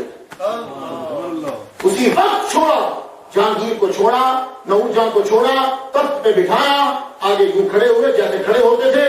کہا میں سجدہ تمہیں نہیں کرتا، لیکن ایک بات تجھے دکھا دو جہانگیر، جس کی تو مخالفت کرتا تھا اسی پیر کی آرڈر کی وجہ سے میں نے تیرا سر قلم نہیں کیا، تجھے میں نے دوبارہ تخت پہ بٹھایا. اب جہانگیر کی آنکھ کھلی، ہوش آیا، کہنے لگا حضور کو بلاؤ، قلعہ سے نکالو، وہ واپس آئے تو میں ان کی زیارت کرنا چاہتا ہوں، میں خدمت کرنا چاہتا ہوں. آپ کو آرڈر پہنچا کے بادشاہ نے آرڈر دے دیا قلعے سے نکلو. فرمانے لگے میں نہیں نکلوں گا جب تک شرطیں پوری نہ ہوں گی. یہی حضرت یوسف علیہ السلام نے کہا تھا جب بادشاہ نے کہا آپ آئیے دربار میں آ جائیے. ذرا دیکھو نا کیسا مجدد ہے، ہر نبی کا اثر پڑ رہا ہے. تب بھی بادشاہ ویٹ کر رہا ہے، آج بھی بادشاہ ویٹ کر رہا ہے. تب بھی بادشاہ نے بندے بھیجے اور یوسف علیہ السلام نہیں آئے تھے. آج بادشاہ نے بندے بھیجے، مجدد غزالی نہیں آئے. کہنے کی شرطیں کا کیا؟ شرطیں یہ ہیں، بادشاہ گائے خود اپنے ہاتھ سے ذبح کرے گا، ایک. دوسری بات، دربار کے اندر دروازے کے اوپر ایک مسجد بنائی جائے گی. باقی باتیں اور سجدہ کوئی بھی دربار میں نہیں کرے گا. اور جتنی مسجدیں گرائی گئی اور مندر بنائے گئے، میں یہ نہیں کہتا کہ مندر گراؤ، لیکن جتنی مسجدیں گرا کے مندر بنائے گئے وہاں دوبارہ مسجدیں جو ہیں وہ بنائی جائیں اور شریعت کا آرڈر کر دیا جائے. اور یہ جتنے حرام کام تم نے شروع کیے ہیں یہ سب کے سب روکے جائیں. اس نے کہا حضور میں سائن کرتا ہوں، میں مانتا ہوں جو آپ فرمائیں گے وہی ہوگا. ایک دفعہ آپ میرے پاس تشریف لائیے. حضور وہاں سے قوالیار کے قلعے سے چلے کشمیر پہنچے. اب آ جائیے ظریف صاحب کے علاقے میں. کشمیر پہنچے، شیخ احمد سلمی رحمۃ اللہ کشمیر پہنچے. جہانگیر نے ادب کیا، کھڑا ہو کے رستے میں استقبال کے لیے پہنچا. مجدد الفسانی جہانگیر کے دروازے میں پہنچے. جہانگیر جو ہے ایک دن، دو دن، تین دن، بڑا عرصہ جہانگیر کے دربار میں رہے. سب سے پہلے جہانگیر نے اپنے ہاتھ سے گائے کو ذبح کیا. گائے کو ذبح کیا، اس گائے کے گوشت کے کباب بنائے گئے. محفل سجی، بادشاہ بیٹھا ہے، مجدد الفسانی نے اللہ کا نام لے کے کباب جو ہے وہ گائے کے گوشت کے کھائے. اعلان ہو گیا گائے کا گوشت بادشاہ نے حرام نہیں کیا، سب لوگ کھایا کرو اور گائے جو ہے اس کا گوشت ملے گا تم لوگوں کو. ابھی حال ہی میں حیدرآباد میں یہ بڑی گزری ہے، حیدرآباد انڈیا کی بات کر رہا ہوں. وہاں کسی نے بڑی، ابھی معلوم نہیں ہے سچویشن کا، وہ مجھے معلوم ہے، وہ گائے ذبح کر ڈالی مسلمانوں نے. ہندوؤں نے غصہ ہو گیا، لڑائی شروع ہوگی، کرفیو لگنے کا بھی اندیشہ تھا. لیکن میں ایک کلپ دیکھ رہا ہوں کہ ہندوؤں نے کیا کیا، کسی مسلمان نے گائے ذبح کی تھی، اس کا سارا گوشت اٹھا رکشے میں ڈالا، رکشے میں ڈال کے لے گیا تو گندے نالے میں پھینک رہا. تو وہ پورے کسی نے پتہ نہیں اپنے نہیں بھر کے ڈال دیے فیس بک پہ، گالی بھی دے رہا تھا مسلمانوں کو اور گائے پکڑ کے گندے نالے میں پھینک رہا. تو اگلے بندے نے کہا اور ظالم تو اپنی ماں کی کتنی ادب کر رہا، یہی گائے اگر مسلمان کھا جاتا تو تب زیادہ ہوتا، تو ماں اٹھا کے گندے نالے میں پھینک رہا، یہ ماں کا ادب ہے. اور کتنی حماقت کتنی ہے، وہ ماں اٹھا کے گندے نالے میں پھینک رہا اور ساتھ مسلمانوں کو گالی دے رہا. گالی خود کو دے، اگر مسلمان کھا جاتا تو اچھی جگہ پہ ماں پہنچتی، اب کہیں ماں گندے نالے میں گر گئی. اسی لیے کہتے ہیں شرک انسان کی مت مار دیتا ہے. یہی وجہ ہے شاید ہندو رام اور ہنومان کا مندر کٹھا نہیں بناتے، ورنہ مسئلہ بن جائے ہنومان کا لگا بنا دیتے ہیں. اور اگر کسی جگہ کٹھا بن گیا رام اور ہنومان کا مندر اور کسی کی بیوی گم ہو گئی اور وہ گیا رام کے پاس، رام کرپا کرو میری بیوی مل جائے، تو رام کہے گا وہ ہنومان کے پاس جا، میری بیوی بھی اس نے لے ڈھونڈ کے دی تھی۔ خدا کا خوف کرو یار، اللہ بھلا کرے ان مجددوں کا، اللہ بھلا کرے ان لوگوں کا جنہوں نے شرک سے ہم لوگوں کو بچا لیا، شرک سے بچا لیا۔ اور چائنا والا اور نواب بنا، آپ کو پتا ہے چائنا زندہ باد، چائنا نے کہا انڈیا والوں تمہارا بھگوان 100 روپے کا تھا، میں تمہیں 5 روپے کا دوں گا، میرے سے 5 کا لو۔ لیکن چھوٹی بات نہیں کرا، انڈیا کی اخباروں میں خبریں آ گئی، غریب کا ایک ہی ہنر تھا گلی محلے کا، وہ بھی چائنا نے چھین لیا۔ تو دیکھو جس کا بھگوان 5 روپے کا ہوگا وہ تمہیں 10 روپے کیسے دے گا؟ اگر کسی آدمی کا 100 روپیہ گم ہو گیا اور وہ بھگوان کے پاس جائے اور بھگوان خود ہو 5 روپے کا، اے بھگوان کرپا کرو میرے 100 روپیہ میرا گم ہو گیا، بھگوان کے دفاع ہو جا، میں خود 5 کا ہوں، لے دوں گا۔ کچھ شرک انسان کی مت ماری، اسی لیے مشرک کا چہرہ دیکھو گے تو تم لوگوں کا روح اور جسم نفرت کرے گا کہ اسے اٹھ جاؤ، شرک سے بچ جاؤ۔ یہ شرک بہت بڑی بیماری ہے۔ میں پڑھ رہا تھا کہ ہم مسلمان کیوں ہوئے، اس کے اندر میں نے پڑھا ایک ہندو کی بیوی مسلمان ہو گئی، وہ جج تھا، اس کی بیوی مسلمان ہو گئی، تو پوچھا گیا کہ آپ مسلمان کیوں ہوئی ہیں؟ کہنے لگی میں راجستھان میں میرے خامد کی اپوائنٹمنٹ ہوئی، راجستھان میں میرے خامد جج لگے، وہاں چونکہ ہم جج تھے ہمارے پاس مسلمان عورتیں بھی آتی تھیں اور ہندو عورتیں بھی آتی تھیں۔ ہندو عورتیں بڑی بن سمجھ کے آتی تھیں، زیور پہننا، کپڑے اچھے، خوشبو لگانی میرے پاس بیٹھتی تھی، اور مسلمان عورتیں بیچاری غریب، راجستھان کے مسلمان کتنے امیر ہوں گے، چند اس دور کی بات کر رہا ہوں، تو وہ بڑی غریب عورتیں تھی، لیکن میں ایک چیز محسوس کرتی تھی، جب ہندو عورت میرے ساتھ بیٹھتی تھی نا تو ایک عجیب قسم کی بدبو آتی تھی، اور مسلمان عورتیں بیچاری آتی تھی تو حالانکہ پرانے کپڑے اور پسینے میں شراب سمٹائی ہوتی تھی، لیکن ان سے وہ بدبو نہیں آتی تھی۔ تو میں نے بڑی تحقیق کی تو پتا چلا یہ شرک کی بدبو ہے، جو ان نہائی دھوئی ہوئی اور خوشبو والی عورتوں سے بھی وہ بدبو آ رہی ہے۔ تو مجدد فسانی نے اس چیز سے ختم کیا تھا، دیکھو اب گاؤں ہو پر چلا چلو، یہ دربار سے ہٹاؤ یہ چیزیں، یہ کیا تم نے لگا؟ ابو الفضل کا، آپ کو پتا ابو الفضل پہ کیسے مرا؟ ابو الفضل کی گردن کاٹ دی گئی، سر کاٹ کے لٹکا دیا گیا۔ تو جو دین پڑھتے ہیں دنیا کی خاطر ذلیل و رسوا ہو جاتے ہیں۔ ابو الفضل کہ جس نے قرآن کی تفسیر بے نقطہ ہی لکھی ہے، اسے کوئی نقطہ نہیں اس کے لفظوں، جو بھی وہ لفظ لکھتا ہے ایسا حرف نہیں لکھتا کہ جس کے اندر نقطہ ہو۔ اور پتہ ہے آپ کو یہ مدد کس سے لیتا تھا؟ مجدد فسانی رحمۃ اللہ علیہ سے۔ پتہ ہے مدد کس سے لیتا تھا؟ لاہور کے علماء سے مدد لیتا تھا کہ اب اس جملے کو میں نے بیان کرنا ہے ان لفظوں میں کہ جس میں نقطہ نہ آئے، تو جمال قلبی رحمۃ اللہ علیہ حضور کے مریدین اس کی ہیلپ کرتے، مجدد الفسانی جاتے یعنی، تو جہاں ابو الفضل کا علم بڑھ جاتا تھا مجدد الفسانی اس کی رہنمائی فرماتے تھے کہ میرے نبی کی تعریف ہے، چلو کوئی بات نہیں ہم تمہیں بتاتے ہیں۔ تو جہانگیر کے دربار مسجد بنی، سب سے پہلی جماعت کشمیر کی اس دربار کے مسجد کے اندر مجدد الفسانی رحمۃ اللہ علیہ نے کروائی۔ بادشاہ ایک دن جہانگیر بادشاہ بیمار ہو گیا، کہنے لگا حضور میرے لیے دعا کیجیے۔ آپ نے فرمایا وضو کرتا ہوں، وضو تازہ کروں گا، لوٹا منگواؤ۔ اس نے لوٹا منگایا تو لوٹا سونے کا، آپ نے سونے کا لوٹا فرمان لگے، میری ساری تبلیغ اتنی کر کر کے پھر سونے کا لوٹا؟ او بھائی سونا حرام ہے۔ تو بادشاہ کی تعلیم دیکھو، کہنے لگا جی حرام کیا ہوتا ہے؟ یہ جہانگیر بادشاہ پوچھ رہا حرام کیا ہوتا ہے؟ تو جب بادشاہوں کو یہی نہ پتا ہو حرام کیا ہوتا ہے تو خاص حکمرانی کرے گی۔ جو تمہارے مدرسے کا پڑھا ہوا نہیں ہے وہ تم پہ حکمرانی کیسے کر سکے گا؟ جو جس کے پاس تمہاری تعلیم بھی نہیں ہے وہ تمہاری حکمرانی کس طریقے سے کر سکے گا؟ اپنے حاکم وہ بناؤ جو تمہارے مدرسے کا پڑھا ہو، حاکم اسے بناؤ جو تمہاری گلیوں میں چلتا ہو، حاکم اسے بناؤ کہ جو تمہارے معاملات کو جانتا ہو۔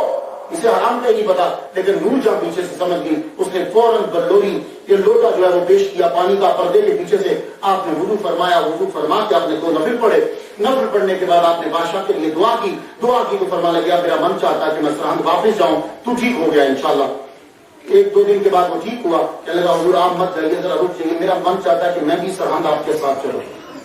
جہانگیر بادشاہ مجدد الفسانی رحمۃ اللہ کے ساتھ سرہند آیا، سرہند پہنچا، آتے ساری آپ کو پتا بادشاہوں کا رہنا سنا اور ہوتا ہے، فقیروں کا اور ہوتا ہے۔ وہ جب گزرا تو مکان سرہند کے ٹیڑے میڑے تھے، اس طرح کو بنا غریبوں کی آپ کو پتا جسے دل کیا بنا دیا، یہ کوئی امریکہ اور کینیڈا تو نہیں ہے نا بھائی یہاں یہ نہیں بن سکتا، یہاں یہ نہیں بن سکتا، اور جس کا جہاں دل کرے وہاں مکان بنا دیا۔ بادشاہ نے کہا جاؤ، مجدد الفسانی رحمۃ اللہ شیخ احمد سندھی کے گھر میں جاتے ہوئے رستہ سیدھا نہیں ہے، ابھی 4 ہی مکان گرے تو کسی نے روتے ہوئے کہا حضور مکان ہمارے گر رہے۔ ہم نے فرمایا تمہارے مکان کیوں کرا رہا کوئی؟ کہا جی بادشاہ کا آرڈر ہے کہ مجدد کے گھر کو جو رستہ جاتا ہے وہ سیدھا نہیں ہے، بیچ میں مکان آ رہے ہیں۔ ہاں خود کے فرمانے لگے ہم اسی طرح ہی رہتے ہیں، ان غریبوں کے مکان یہی رہنے دو، انہیں مت گراؤ۔ اچھا حضور، اپنا ڈیرا لگایا، ڈیرا لگا کے وہاں رہا۔ کھانے اب کہا مجدد ثانی رحمۃ اللہ فرمایا بادشاہ اب تیرے باورچی کھانا نہیں پکائیں گے، تو کچھ نہیں کرے گا، اب جتنے دن تو رہے گا تیری ضیافت یہ اللہ کا فقیر کرے گا۔ مجدد ثانی رحمۃ اللہ علیہ کے گوشت نے کھانا پکایا، ایسے میٹھے اور ایسے کھانے پکائے، اب پتہ نہیں کون پکاتا تھا، تو کھانے پکا کے جب جہانگیر کے سامنے پیش کرے کھائے تو کہ حضور اس کی ریسیپی جو ہے وہ میرے ذرا باورچی کو بتا دیجیے۔ حضور دوسرے دن پھر کہا اس کی ریسیپی ذرا میرے باورچی کو بتا دیجیے گا۔ آپ مسکرا پڑتے، فرمانے لگے اچھا جتنے دن ضیافت وہ رہنا چاہتا تھا رہا۔ اس کے بعد روانہ ہونے لگا، حضور آپ میرے ساتھ چلیں گے؟ آپ نے فرمایا تھوڑی دیر سوچا تو شاید الہام ہوا آپ کو کہ ابھی آپ کی زندگی کچھ باقی ہے، آپ چلیے۔ آپ کو یہ پتا چل گیا تھا اور الہام ہو چکا تھا کہ آپ صرف 63 سال زندہ رہیں گے اور یہ 62واں سال ہے۔ آپ چلے، 19 سال گزر چکے ہیں جہانگیر کے ساتھ رہتے ہوئے، 19 سال بادشاہ کے ساتھ رہ کے ہندوستان میں کتنا ہمارے دین کو بچایا، اور آج ہم ان کا نام کم جانتے ہیں، ہم ان کے بارے میں کم فاتحہ پڑھتے ہیں، اور اتنے بڑے عالم دین 20 سال تک جہانگیر کی فوج میں رہ کے فوج کی تربیت، جہانگیر کے ساتھ رہ کے جہانگیر کی تربیت۔ آپ کے فرمایا ٹھیک ہے چلتا ہوں میں تمہارے ساتھ۔ کچھ کام یاد آئے، گنگا کے کنارے پہ جا کے ڈیرا لگا لیا، پڑاؤ کیا بادشاہ نے گنگا پہ۔ آپ نے وضو فرمانا تھا تو گنگا کا پانی لا کے فرمانا کہ میں گنگا کے پانی سے وضو نہیں کروں گا۔ یہ مجدد ہے، اس کے ہر کام میں گنگا کے پانی سے وضو نہیں کروں گا۔ کیوں؟ کہا اس کی پوجا کرتے ہیں ہندو، اس کے اندر اسنان کرتے ہیں ہندو، اور آپ سن لیجیے جا کے تحقیق کر لیجیے، میں بڑی کتابوں میں پڑھا ہے ہندو جب گنگا کے اوپر دنیا کا سب سے بڑا میلہ پانی پہ جو لگتا ہے وہ گنگا پہ لگتا ہے۔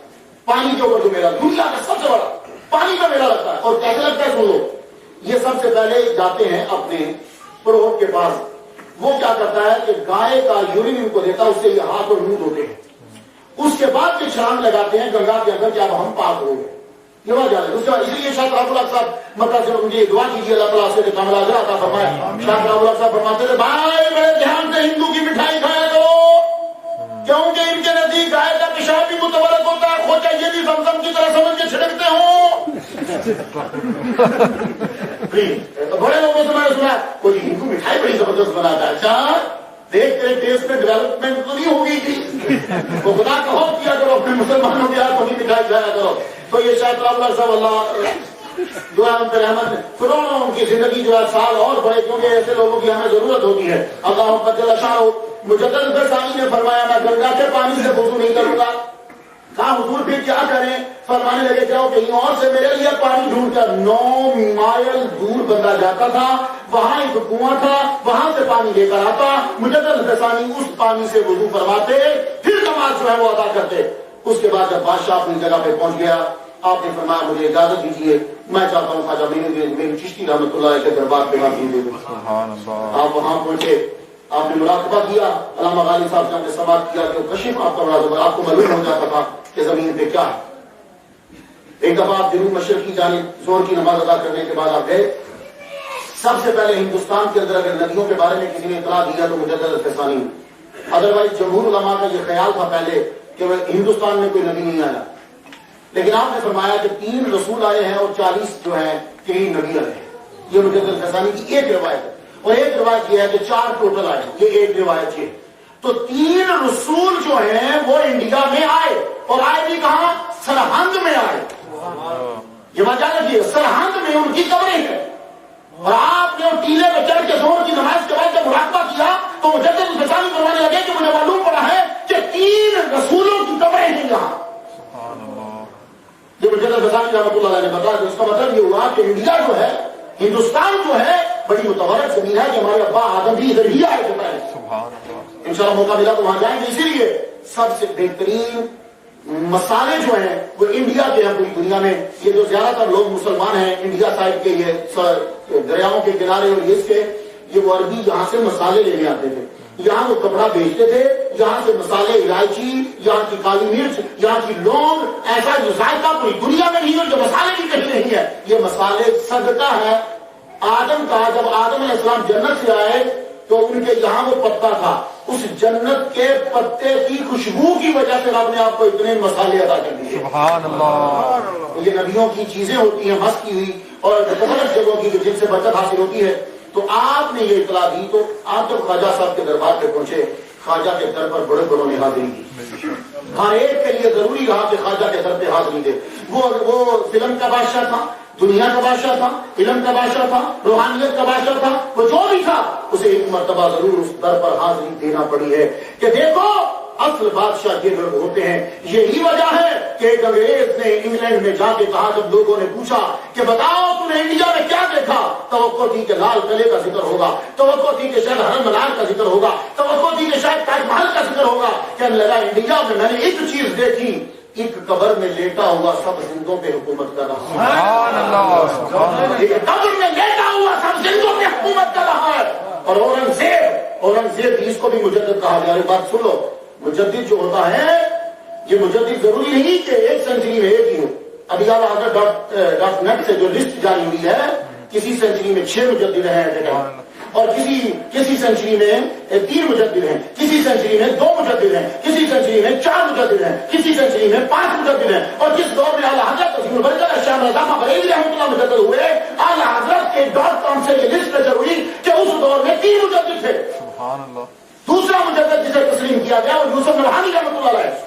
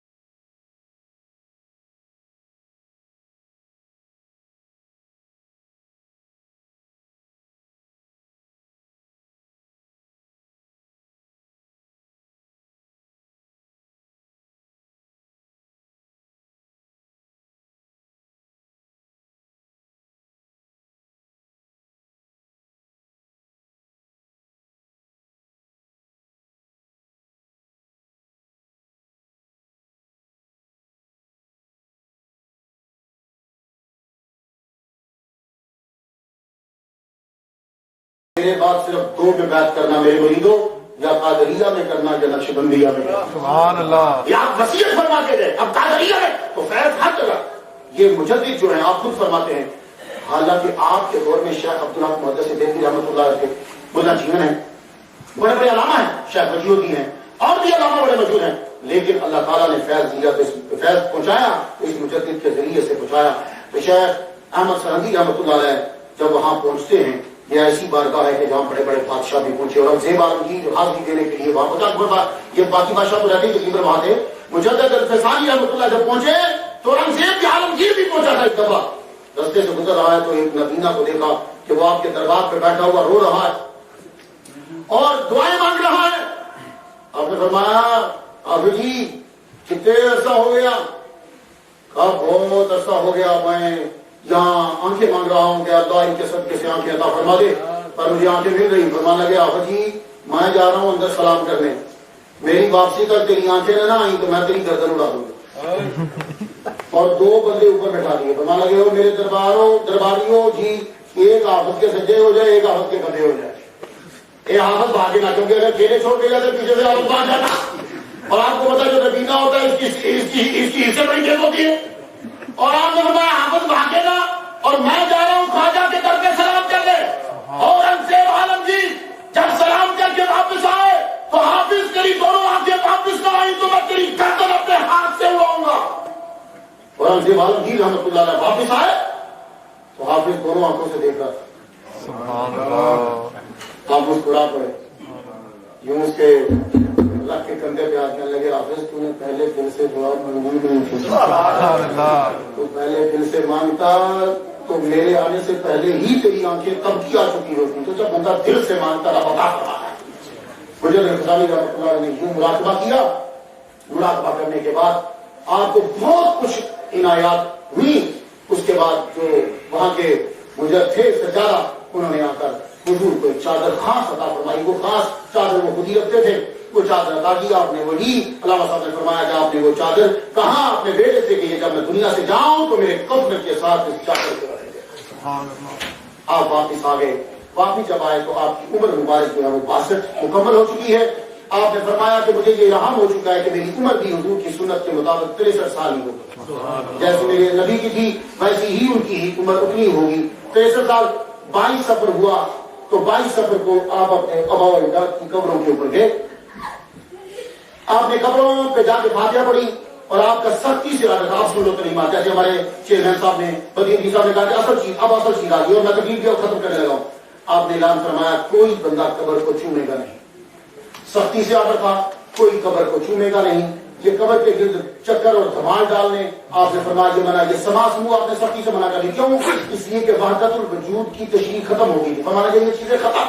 آپ فرماتے تھے سنو یہ ریاضتیں اور یہ مجاہدے تمہیں میں سب سے مشکل ترین ریاضت اور آداب سنو. آپ کا اصل خلاصہ ہے اور یہ کیلری والا سب کے لیے ہے. آپ فرماتے تھے سنو سب سے مشکل مجاہدہ نماز ہے. جس نے خشوع و خضوع سے نماز ادا کر لی اب اس کو کسی چلے کی ضرورت نہیں, کسی مجاہدے کی ضرورت. سبحان اللہ. کیونکہ رب نے قرآن میں کہا انہا لکبیرۃ, انہا لکبیرۃ, یہ نماز بہت بھاری ہے. الا للخاشعین, جب خشوع ہوگا تو پھر ہلکی ہو جائے گی, ورنہ یہ بڑی بھاری ہے. تو جب تم نماز پڑھ رہے ہو یہ مجدد الفطانی کا سبق ہے. کبھی آپ نے نماز مس نہیں کی, اشراق مس نہیں کی, چاشت مس نہیں کی, ابابین مس نہیں کی, تہجد مس نہیں کی. ابابین میں سورہ واقعہ پڑھتے تھے. یہ ابابین 6 نمبر ہیں جو مغرب کے بعد ادا کیے جاتے ہیں. ابابین میں سورہ واقعہ پڑھتے تھے اور آپ وطر پڑھتے تھے. سنی لیا اب یہ اصل چیز ہے. وطر پڑھتے تھے. وطر کی پہلی رکعت میں سبح اسما, دوسری رکعت میں قل جاء الکافرون, تیسری رکعت میں قل هو اللہ. اور جب آپ دعائے قنوت پڑھنے لگتے تھے تو قنوت شافعی کو قنوت حنفی میں ملا کر دونوں قنوتیں پڑھتے تھے. کیوں؟ آپ سنیے کیوں. آپ حنفی تھے, مجدد الفطانی مسلک میں حنفی ہیں. کسی نے کہا حضور پیار تو کرتے ہو امام شافعی سے تو پیروی کرتے ہو امام اعظم کی, یہ وجہ کیا ہے؟ آپ کو تو شافعی ہونا چاہیے کیونکہ آپ کو امام شافعی سے بڑا پیار ہے. کہنے لگے دونوں مجتہدوں کے مسائل جو ہیں وہ میرے سامنے آئے, میں نے ریسرچ کی. حق 2 حصے امام اعظم کے ساتھ تھا اور 1 حصہ امام شافعی کے ساتھ تھا. یہ علماء فقہ جو ہیں یہ سمجھیں گے. آپ اتنا ہی یاد رکھیے, یہ نہیں جو کہ حق جو اصل تحقیق ہے وہ دیکھی گئی. وہ تحقیق 2 حصے امام اعظم کے ساتھ. تو میں نے سوچ لیا کہ میں امام اعظم کی پیروی کروں گا زیادہ مسائل کے ساتھ. نوافل میں کبھی کبھی امام شافعی کی بات کی طرف جاتے تھے. یہ مسئلہ کر حنفی امام شافعی کا بڑا احترام کرتے تو دونوں قنوت ملا کر وطر میں پڑھتے وہ ادا کرتے.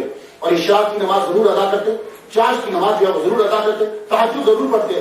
عید آ گئی, یہ آپ کی عید ہے, یعنی سفر محرم ذوالحج. عید کا خطبہ دینے کے بعد آپ نے کہا سنو ہماری عمر پوری مکمل ہونے والی ہے. ہمیں 63 سال ملے تھے, 63 سال پورے ہونے میں چند دن باقی ہیں. میں یہ چیزیں تمہیں کہہ رہا ہوں. سنو سنت سب سے ضروری شے ہے.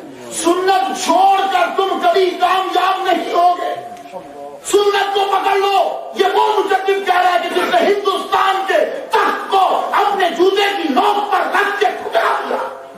وہ کہہ رہا سنت کے بارے میں تمہیں قیامت کے دن پوچھا جائے گا. اور آج ہم لوگ, میں امریکہ میں آپ کو ماشاءاللہ بڑے اچھے پابند ہیں. میں نے امریکہ میں لوگوں کو دیکھتا ہوں, یار تم لوگ نماز why are you not covering your head why offering نماز.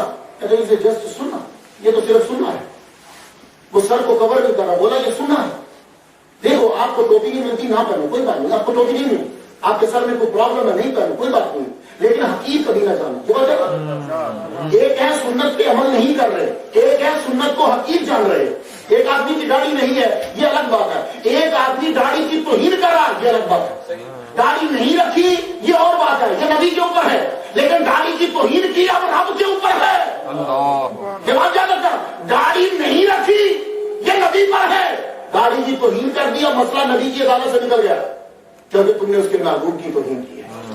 اب یہ خدا کی عدالت میں پہنچ گیا. اور ایک بات جہاں رکھ کروں, یہ تم اکثر کہتے ہو السلام علیکم وعلیکم السلام, اگر اللہ سلام نہیں لگتا تو السلام علیکم. اچھا السلام علیکم وعلیکم السلام, سلام کرنا سنت ہے, جواب دینا واجب ہے. سلام کرنا سنت ہے, جواب دینا واجب ہے. یہ اکبر بادشاہ نے بدل دیا تھا اس کو بھی. اس کے دربار میں کیا ہوتا تھا, اللہ اکبر یہ سلام ہے, آگے سے دوسرا بولتا تھا جل جلالہ کیا پکڑ جیسے بھی آپ کو گڈ مارننگ گڈ ایوننگ یہ سارے ارے یہ سلام نہیں ہوتے تو السلام علیکم جو کہے یہ کہنا سنت اور وعلیکم السلام کہنا واجب۔ آپ پوچھو علامہ غالب صاحب سے، علامہ غالب صاحب واجب ضروری ہوتا ہے یا سنت؟ بولے اصول میں یہ لکھا ہے کہ واجب ضروری ہوتا ہے، درجے کے لحاظ سے نہیں بات کرا کہ ویسے طاقت کے لحاظ سے یہ کہ آدمی کو وہ ضروری کرنا چاہیے، کرنا تو اسے بھی چاہیے۔ اچھا پھر یہ بتا دیجیے کہ سنت کا ثواب کتنا ہے؟ بولے جو السلام علیکم کہے گا اس کو 90 نیکیاں ملیں گی، جو وعلیکم السلام کہے گا اس کو 10 ملیں گی۔ سبحان اللہ۔ تو کام لے وہ لوگ جو سنت کو حقیقت سمجھتے تھے، یہاں سنت کا ثواب 90 نیکیاں ہیں اور واجب پر عمل کرنے کا ثواب 10 نیکیاں ہیں۔ سبحان اللہ۔ تو بھائی سنت کو کبھی حقیق نہ سمجھنا۔ یہ پگڑی حضور نے ٹوپی بھی پہنی، ٹوپی بھی پہنا تھا، یہ مطلب نہیں ہے، لیکن کبھی کبھی پگڑی بھی پہنی ہے۔ کیوں؟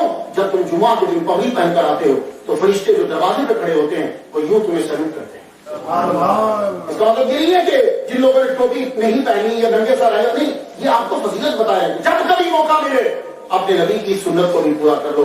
ہر ایک کی آرزو ہوتی تھی کہ نبی کی سنت کو جو ہے وہ پورا کیا جائے۔ جتنی سنن ہیں اللہ کا جل شانہ 22 23 آپ نے لوگوں کو اکٹھا کیا، آخری دن آ گیا 27 یا 28۔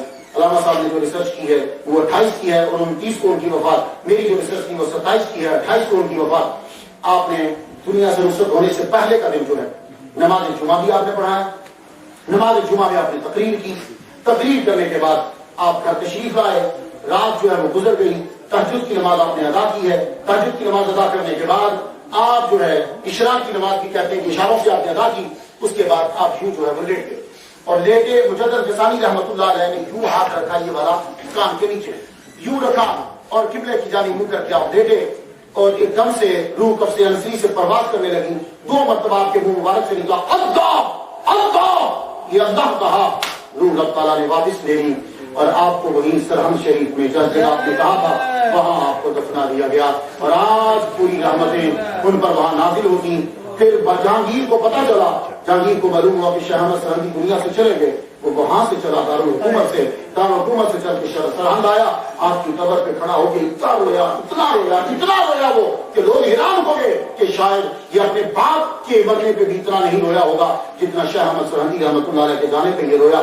واقعی ہی ہونا چاہیے، اس لیے کہ جب ایک عالم دنیا سے چلا جاتا ہے تو پورا عالم مر جاتا ہے، پورا عالم مر جاتا ہے۔ مجدد غسانی رحمۃ اللہ علیہ کی تعلیمات سید بکیر الدین صاحب نے آپ کو مکتوبات کی شکل میں دکھائی ہیں، آپ کی وہ تعلیمات آج بھی موجود ہیں۔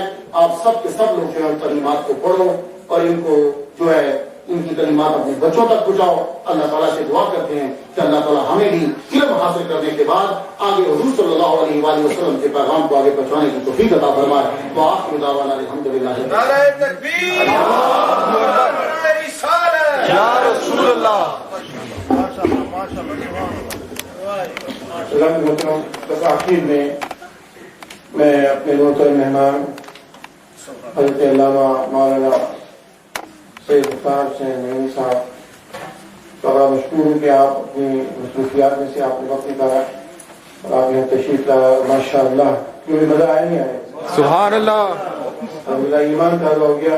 اللہ تبارک و تعالیٰ علامہ صاحب کی عمر میں، عبادت میں، صحت میں، رزق میں، علم میں برکت عطا فرمائے۔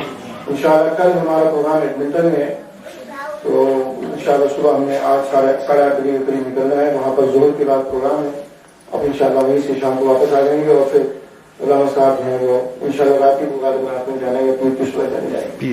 حضرات محترم، بس آخر میں ایک بات میں آپ یہ بھی عرض کروں کہ آپ یہ جو آپ نے ساری باتیں سنی ہیں کو یاد رکھیں اور بتائیے کہ یہ ہمارا الحمدللہ اہل سنت والجماعت کے بزرگوں میں دور ہوئی جو نبی علیہ السلام کے بارے میں کیا عقائد رکھتے رہے، بزرگان دین کے بارے میں کیا عقائد رکھتے رہے اور معاملات میں ان کے کیا حالات تھے، ان چیزوں کو بتائیے کیونکہ لوگوں کو بلا وجہ بہن ہو گیا ہے یا غلط فہمیاں ہو گئی ہیں۔ تو اللہ تبارک و تعالیٰ علامہ صاحب کو صحت میں اور آپ کو بہت برکت عطا فرمائے۔ آخر میں علامہ صاحب انشاءاللہ السلام کو تبرک دیے، کھانا دیے، پلیز کھانا کھا کے جائیے گا۔ آئیے حافظ صاحب یہ لے کے آئے تھے ہمارے